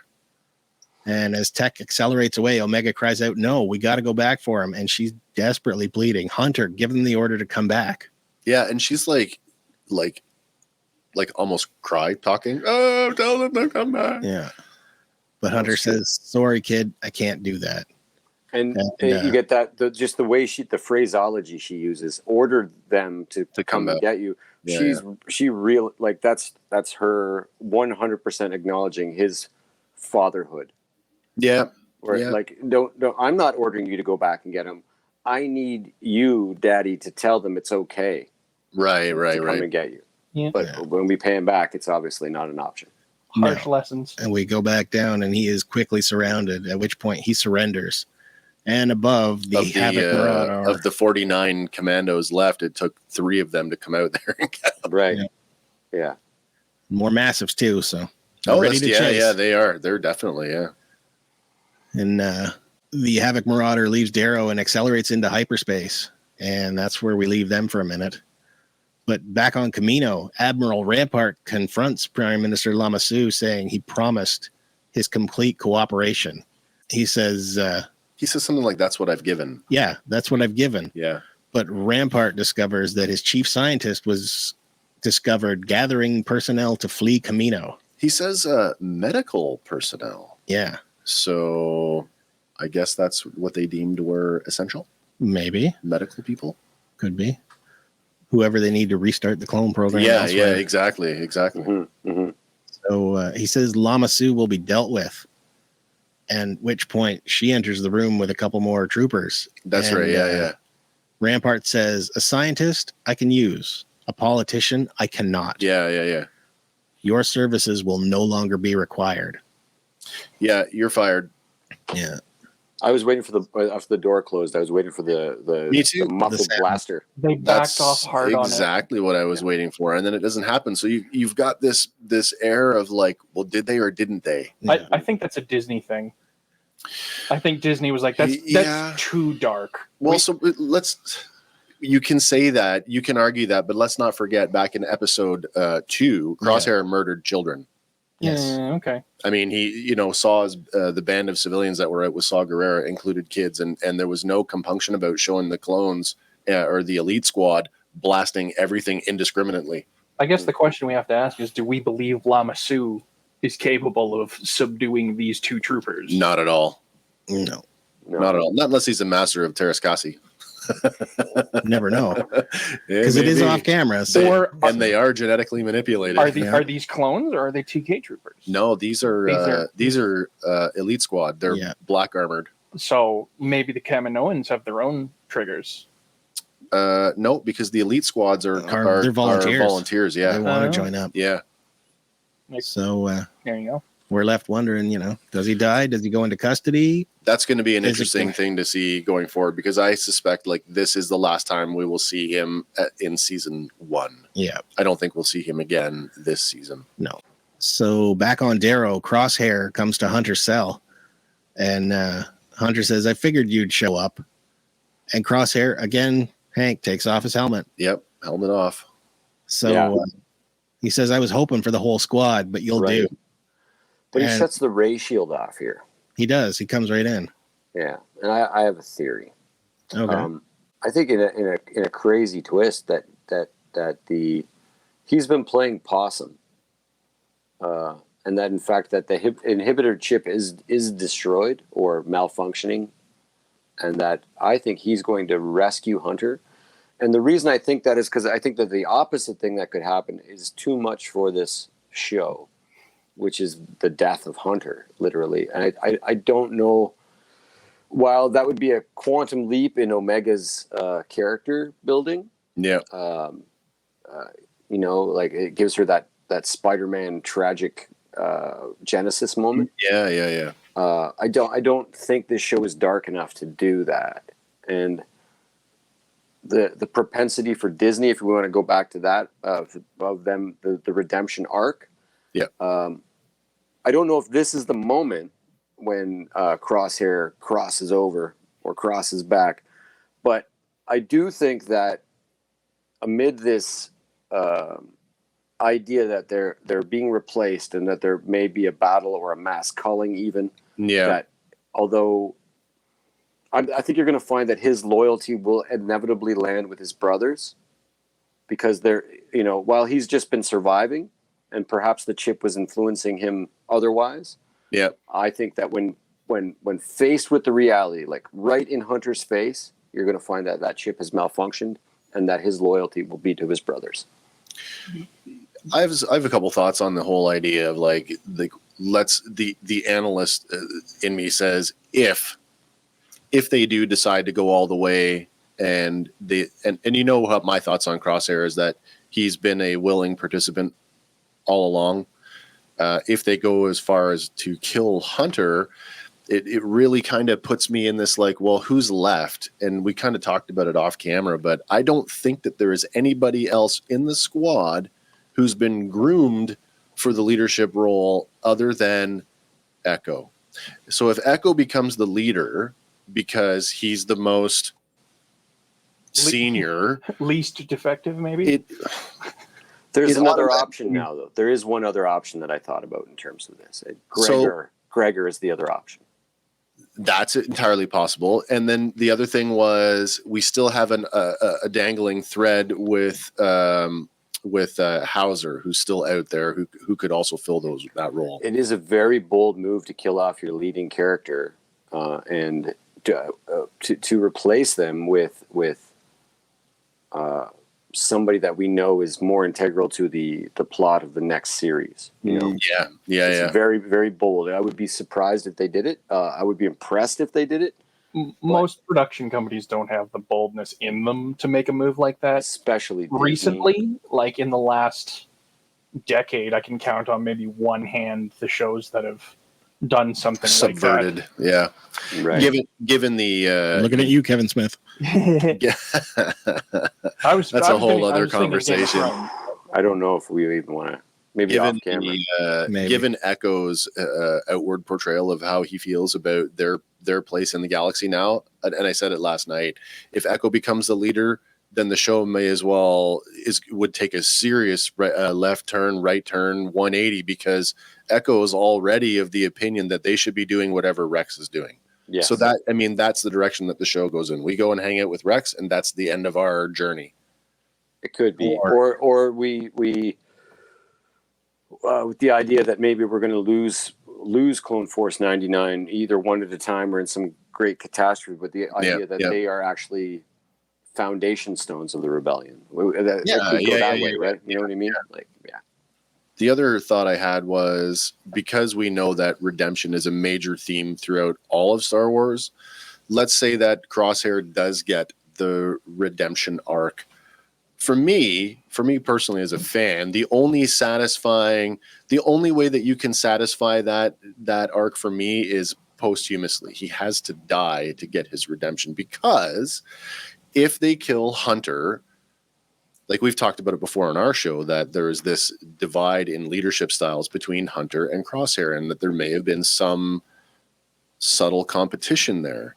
Crosshair, given what he's done, a la murdering children, there's no way that even if he is, even if Crosshair does choose the Brotherhood over the Empire, there's no way that the Brotherhood could just go, all is forgiven and welcome back. And by the way, you're going to be our leader now after all the bad shit he's done. Certainly it would be nuanced. His redemption would be new, and I don't think it would put him in a position of leading. And I actually don't think cough Anakin Skywalker, cough. I don't killing think children and finding redemption. Come on, listen. We can talk about. You that. Walked into that doorway. So does Padme actually believe that he did it? She's the only one that knows. She's the only one who knows, because it breaks her hard enough to kill her. At the same time, love is blind, right? So this is kind of what we're talking to her. It's hearsay, though, because Obi-Wan's the only one who watches the film footage. Oh yeah. So I thought we were talking about the Tuscan Village thing. Yeah. Oh, I'm one, talking sorry. about the Youngling Killer 9000. Yeah, I thought. Yeah, but by that time he's not. But he's not Anakin Skywalker anymore. He's Darth Vader. I mean, He's not coming back from that. He doesn't come back from that until death, and that's when the redemption happens in death.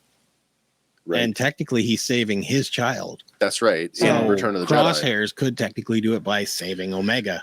Sure. that sacrifice play. But again, to play into the trope, it's most effective if it's a heroic. You're going out. You might as well go out like a hero, because if agreed. you don't, well, if you want to talk about this, the story like cyclically, if we're looking at these two characters, like if we're looking at Hunter, or is that Hunter? Yeah, it's Hunter and Crosshair.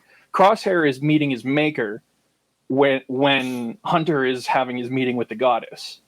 Like they're at different points in their story, and they might be quickly converging on that climax point, but they are clearly at different points in their story. So you got to figure only one of them is going to survive this. That's just stylistically, that's the only thing that makes sense. Only one of the two of them. We've talked about this before, and I think there's actually a third option here, is that, it's a combination of the two. And nobody has to die for this option to take effect, is that Crosshair could have his redemptive arc in the sense that he saves Hunter and he helps the clones in the uprising or the culling. But at the end, in his own humility, he recognizes the evil that he's done, and he goes off on his own alone. Yeah. And I actually, while you were saying that, I thought of a fourth option, and that's the ever forgiving nature of Omega. Yeah. Omega could be the thing that goes, not literally, but yes, he killed children. Yes, he did this. Yes, he's been hunting us, but also, yes, he deserves he's our brother, and it wasn't his fault.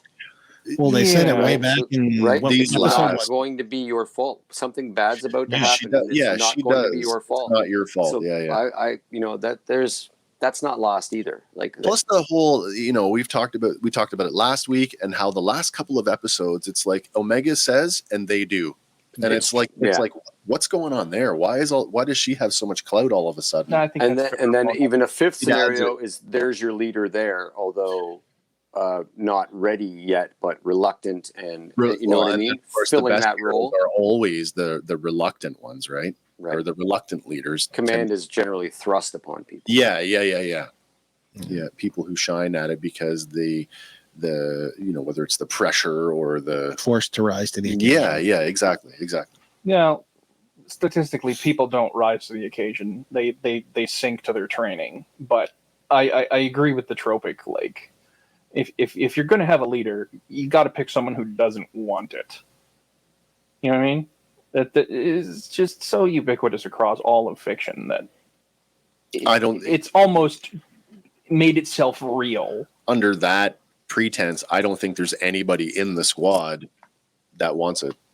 I think, and then again, Echo would be the one to step up and to be, well, I'm going to hook up with Rex. You guys can come with me if you want, but I'm out. There might even be the idea in the back of someone's head that they want it, but in terms of, just I have different ideas than Hunter, but I don't want it that way to sort of to lose Hunter and then take. What I mean? I'll take the lead in this mission, guys, but I don't want to lead the group if Hunter's dead. And so, what I mean? That's a whole other level of having to step into boots.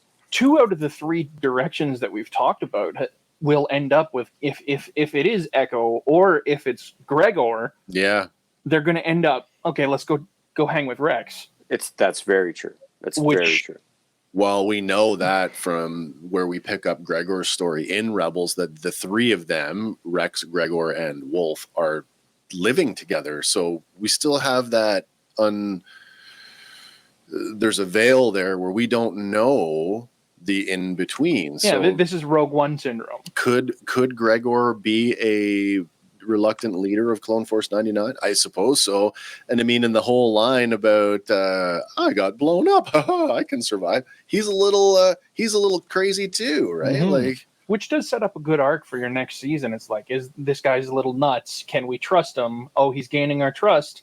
And then something happens, and then they have to change and adapt. And I think there's a bigger, just to touch on the bigger picture here, going back to those 6 kids, I think that, you know, that's just a way of telling us, like, we know, like, during Order 66, not all Jedi were instantly wiped out. Some of them survived. We know people like our big players, Ahsoka Tano, Cal Kestis, Obi-Wan, yeah. Yoda. So we know that there are survivors. So still say presumably the idea that these 6 kids were leaving, there are other clones out there in the galaxy. And if anything, we saw with Hauser that clones have Morality. They have morality, and they have the capability to defy an order. He can't be the only one. So No. there has to be other clones out there who are struggling with the programming. Well, Rex said it. He says, you know, it's rare, but they are out there.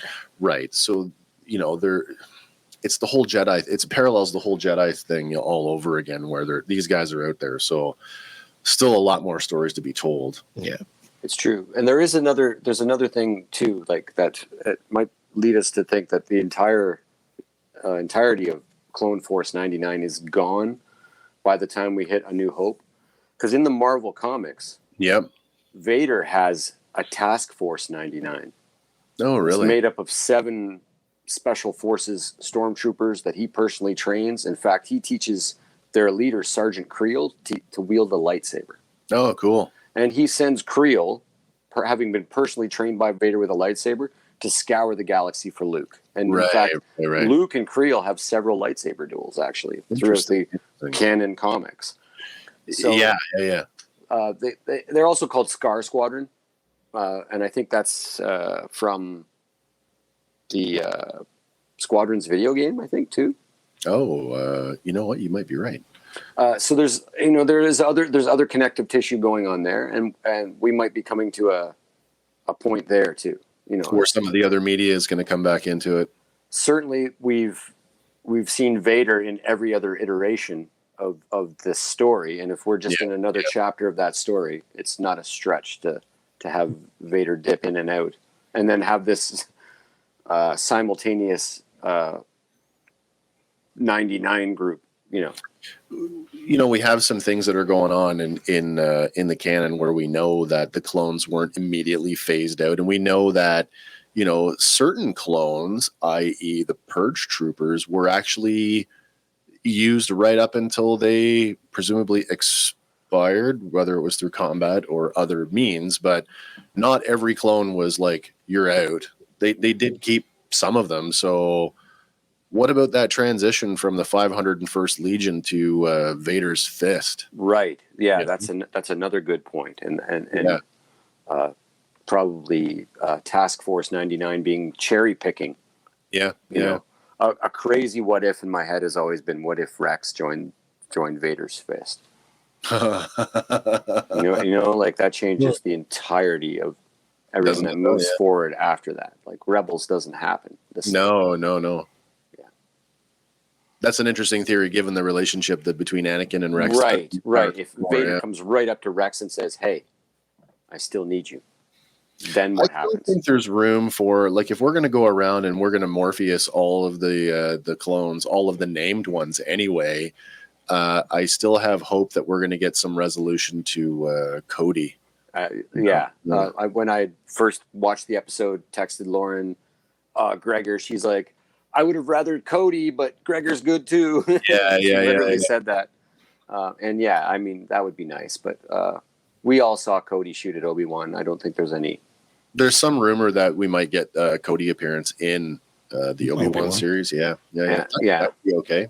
I'd be satisfied with that. They've confirmed an actor. I can't recall the poor gentleman's name, but that will be playing the fifth brother as an Inquisitor in the show. Is that actually confirmed now? Confirmed. Okay, that's cool, because I know that was the big rumor, was like we might get live action Inquisitors, and I love that. And they've cast a martial arts actor. I can't recall his name.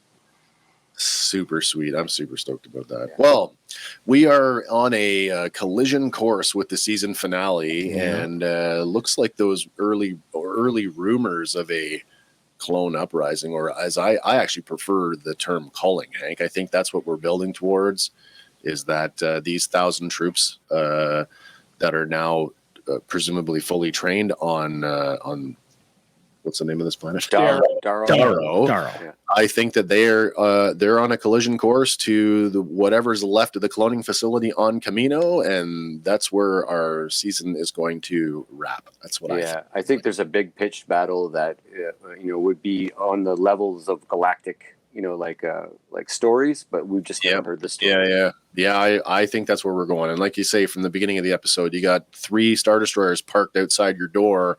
That sends a very clear message.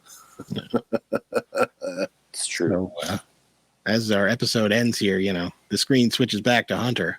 It does, yeah. And he's not happy. No, he is clearly not happy. We're not in a happy place going on to the next one, but no. It does fade to black. So yeah, not a cut this week, just a fade out. So yeah, that's right. But the sound effects continue for a couple seconds. Yeah, they do. So sound was a huge thing this week, where it really took us back to 1977 and really made us take we are definitely getting closer to what we all know and love in Star Wars. And so the other thing is, we've mentioned this before on our show, is about the speed with which the Emperor is moving to get this new order established. I always thought it was something that was long and drawn out, because, as I said before, we see the last remnant of the Imperial Senate swept away in the original Star Wars. So, in my mind, it's taken you 19 years to get to where you are, but we are. That literally might be the hardest part, because that you've cleared out all the underbrush, and now you're just chopping the heads off. I guess. Wouldn't you start there though? Wouldn't you want to eliminate? A little bit they did when he had Vader go around and chop the heads off of all the people that were formerly in command of the Separatists. That's true. Starting with Dooku, literally starting. Right. With Dooku. Yeah. When you're pulling weeds, you don't start by chopping the heads off. You pull the roots. Yeah. But yeah, so we see how fast they are moving. Clearly, infrastructure, you've got a secret base built and what? Where'd that come from? And we're weeks after Order 66 and we're already transitioning to. You got to think a lot of this was in play. Yeah, secretly put in place and activated and taking place behind. If we saw him pull off infinite Star Destroyers on Exegol in 35 years, this is crazy a stretch. No, neither. Yeah, absolutely. And it's the whole. Eric and I were talking about this yesterday. Do you really believe that Death Star 2 was built in the three years between Star Wars and Return of the Jedi? No, they were being built simultaneously. They got halfway through Death Star 1 and were like, well, we need another these 5 things that we need to improve. When I was a kid and I saw the first sort of magazine images, I think I was in a Shoppers Drug with my dad, and I remember looking through a magazine, Return of the Jedi, or Revenge of the Jedi at the time. And there was this just a picture of the unfinished Death Star floating over the Endor. And I had literally thought in my head canon was that is what survived the explosion of the original. And I thought it was just half of it blown off, and this was what was left. And they were going to I literally thought that was. I would have bought into that. I definitely, as a kid, I'd have bought into that for sure. We're just going to rebuild it. My first thoughts were that they blew half. That explosion.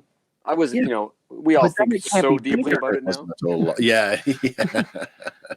It can't be twice the size. It can't be twice the size if we just rebuild off the same thing. Well, this is it.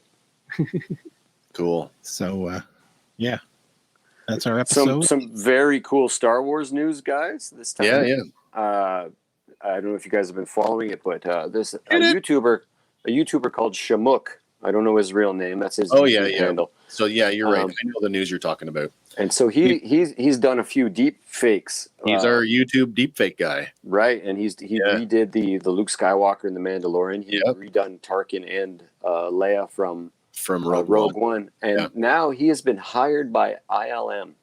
That's pretty awesome. That's pretty awesome. As their chief facial animation head of something. I mean, so this just tells me that we're going to get plenty of. When I say live action Luke Skywalker, that's almost like a gloss term for we might see Han Solo pop up now. We might see, a kid of that caliber and that talent gets recognized. It's almost like when the kid who used to hack pizzas in the 80s gets scooped up by the RCMP and you never see him again. But you know, it's kind of like that. And it hello, actually, CIA knocking. You can come and work for us. Right. Yeah, we don't want you working against us. You might as well work for us. That's right. For me, it's a huge bobber in the water that we're going to get next level. Yeah. De-aging tech in our stuff. And why not? I mean, there's so much between this era of Star Wars to classic era and all of the connectivity in between. You know, as much as, you know, and you can take whatever position you want on whether you're for or against, you know, the use of deceased actors, but like I've known and believed firmly for like at least the last 20 years that there would come a time where, you know, it won't matter, alive or dead, we'll be able to make a movie with anybody you want, just from digitally inserting them. Right. And even eventually you could probably just type in and have some computer AI generate a movie for you. At some point, you can have Harrison Ford acting with Humphrey Bogart and being in The African Queen, but also in Indiana Jones at the same time, you know. By that time, our heads will all be in jars. Yeah. Some other nerd news. I don't know if you guys want to weigh in this, but what do you guys think about this Scarlett Johansson suing Disney for $50 million? I applaud her for sticking to her guns and defending her contract. You can't break a contract. It's not about, the thing I've seen, the naysayers are, you know, there's another millionaire who's just, you know, sticking their paddle. She's the ninth highest paid actor of all time now. Good for her. I think it's irrelevant to her story. It's irrelevant to her legal case. Her legal case is breach of contract, and that's what she's pursuing. And I'll just say this: in the Hollywood casting couch culture, which we know is still existent, if she doesn't fight this, it just sends a message to corporate Hollywood that they can just continue to abuse. Do whatever the hell they want. It's true. Yeah. The rebuttal is the strangest part for me. The rebuttal from Disney saying that it's unfounded. Well, that she received her $20 million agreed upon, and that there's still a percentage of revenue linked to it, and that she stands to make more money from streaming revenue than she ever would have from singularly being linked to. Yeah, interesting. And I gotta wonder if part of it is because she's blaming the decision. Yeah.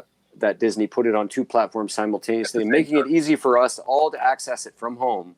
That's right. So we're directly the result of the $80 million that it did domestically, which is just trash. Yeah. My comment on that and what I understand of this contract is very limited and only what I've read on the publicly available stuff. Exactly. Online. Yeah, me too. But my understanding is that her contract was that she gets a percentage of box office sales, right? Which does not include streaming, because it's box office means physical media. So box office doesn't mean digital. I agree with you there, but then I had to ask myself, having watched the movie day one and spent the $39 and going, me too. Would it have made $1 billion in the box office? Because here's what happens with Endgame, and this is my theory. Here's what happens with The Force Awakens or any of these movies that get kicked into that next level category. Is that I go see it on opening night. And then I'm like, hey, Wes, this movie was awesome. You got to come with me. And we go to see it the next night. And then I'm like, Andy, Wes, let's go see that movie. And then you take your mom and you take your kids and you see that movie 5-6 times. I'll say this much. This movie is not worth watching twice. I'm real sorry. You know what? And I agree with you on some level that it is not the usual Marvel fare. But in that, there's the key. It is a Marvel movie. And had we've not been in the middle of a pandemic, had it have been business as usual, that movie could have been made with a $3 budget and it would have made hundreds of millions of dollars in opening weekend had we've had the access to theaters that we are normally accustomed to. I have 2 points to make on this. The first is that theaters are, for most of North America, which is what we as a group are generally talking about. Yep. For most of North America, theaters are just opening up. So if it had been just released in theaters, I think it would have drawn more people out.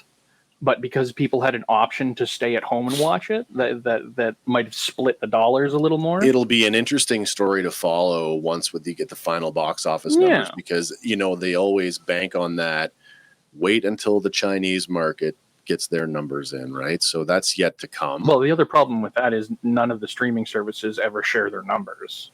No, they don't have to. They don't have to. No, they don't. No. But my second point is this character is dead now. Yeah. There will be no more Natasha Romanoff, Scarlett Johansson.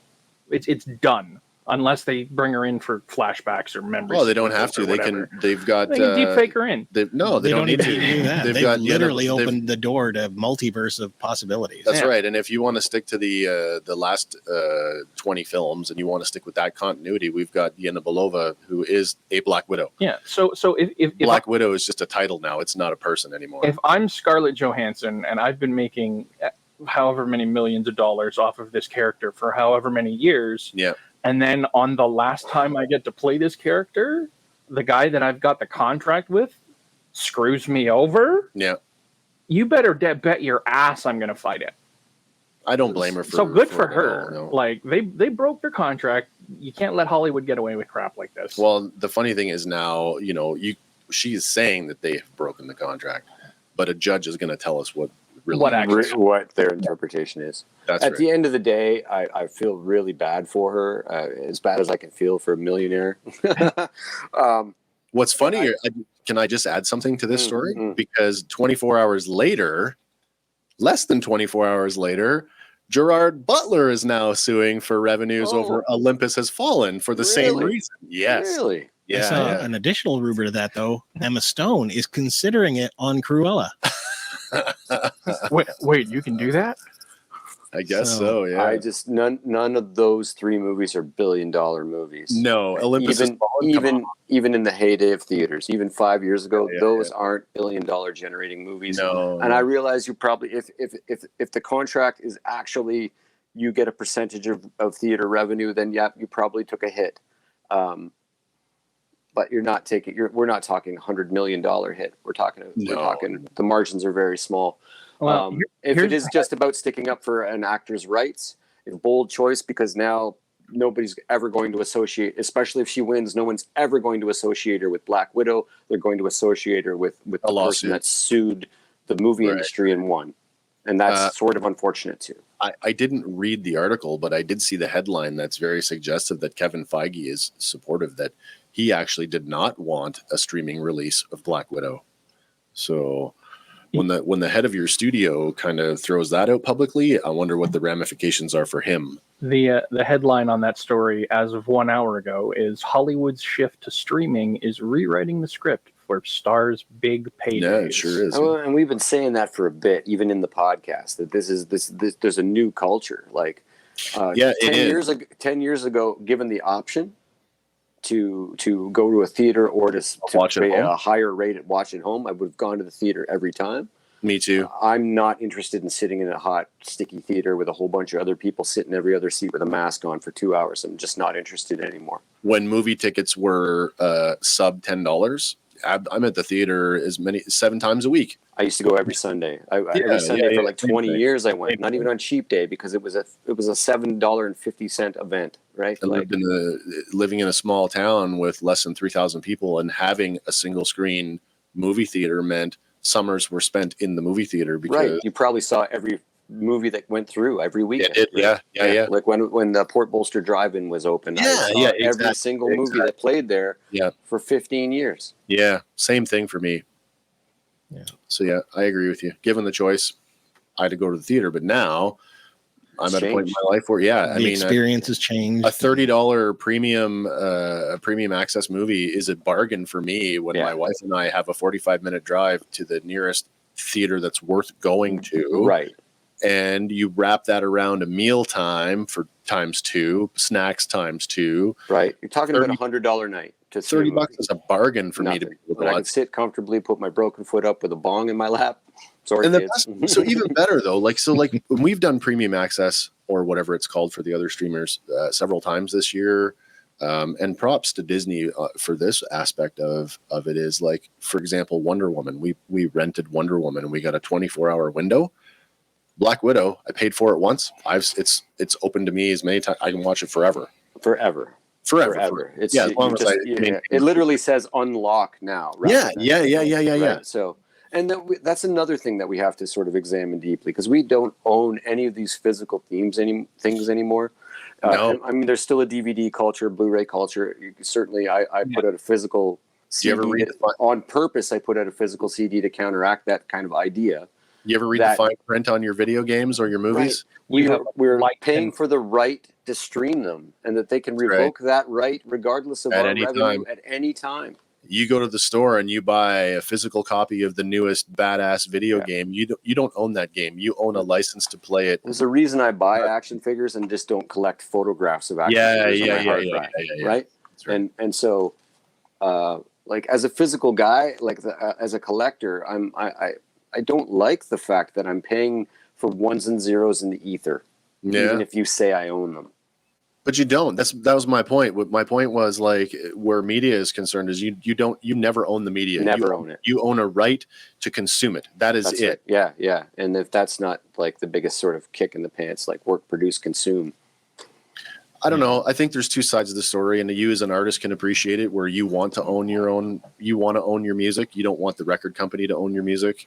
Right. Do you know what I mean? Like where control is concerned. So that's right. Yeah. This is one of the latest things to come up with digital artists. Yeah. They are selling those ones and zeros. Oh, the and friggin', you get basically like a certificate saying, I own the original ones and zeros. Yeah. The near field things on images. You could literally like take a dick pic and turn it into a PNG and get $20,000 for it. It's actually non-fungible assets or whatever they're called. Yeah.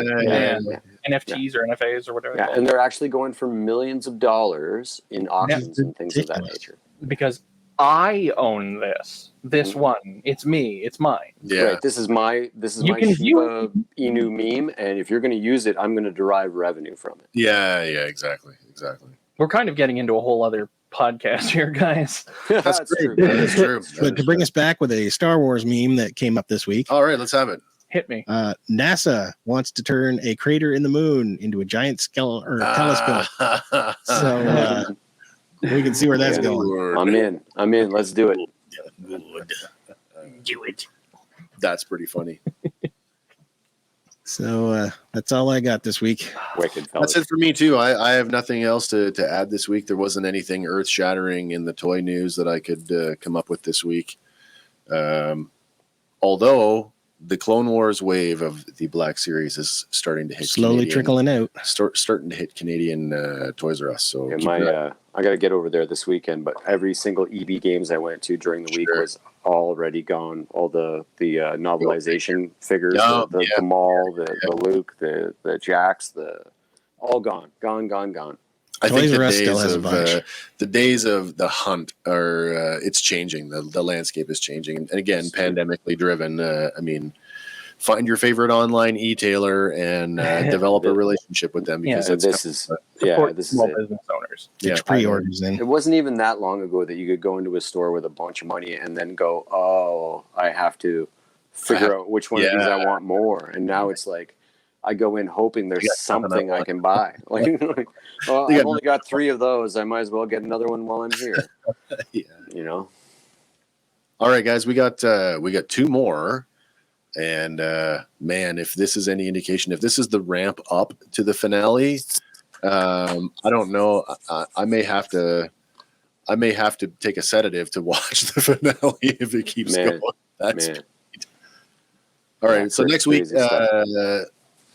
Same format next week. Andy, you're going to take the reins next week because my wife and I are away, which brings us to the finale, which I should be back in form for the finale, and we should have a pretty good all-around discussion on that. But I want to drop it now and get everybody's sort of in the mindset. When we come to do, because we got 2 more episodes, but we are going to have 3 more Fan Batch episodes. So we're going to do the next episode, we're going to do the finale, and then we're going to do our season in review, our retrospective, and we're going to do it as a live stream. Excellent. If you're following us on Facebook, you'll be able to follow us on the Facebook page, the Fandom Power page. You'll also find us on the Fandom Power podcast fan group, and right here on the Sawcast Productions YouTube channel. So that should be at our regular accustomed time. So for anybody who's been following the show, the live stream will be 11 a.m. Eastern Standard Time on Saturday. So 3 weeks from now. Let me just put a date on that because I don't want to give out the wrong information. So Make sure it's the right day. Saturday. Yeah, thank you, sir. That's a good point. Saturday. So we are what are we today? This is the 31st. It's the 31st. So we got an episode on the 7th. The finale will be on the 14th. So Saturday, The 21st. Saturday, August 21st at 11 a.m. Eastern Standard Time, we will be live streaming our season in review. And will we still have a version of that episode on the streaming platforms The for review? audio? Yeah. So we can actually record that That would audio be nice. So that while we're doing it. Yeah. Yeah, we have a few fans that just don't interact with us visually, so that'd be cool. No, that's fine. So just remember when we do the live stream, for those of you who are following the live stream, make sure that you are signed in to your platform of choice, because once you are signed in, we will be able to take your comments and questions live throughout the stream. So see you there in 3 weeks' time. Yep. All right, that's it for me. Thanks for having me, boys. Thanks for Thanks joining for us. being Always a Eric. pleasure, Eric. Cheers. Take us away, Andy. So till next time, Same batch time. same batch channel. Bye for now, guys.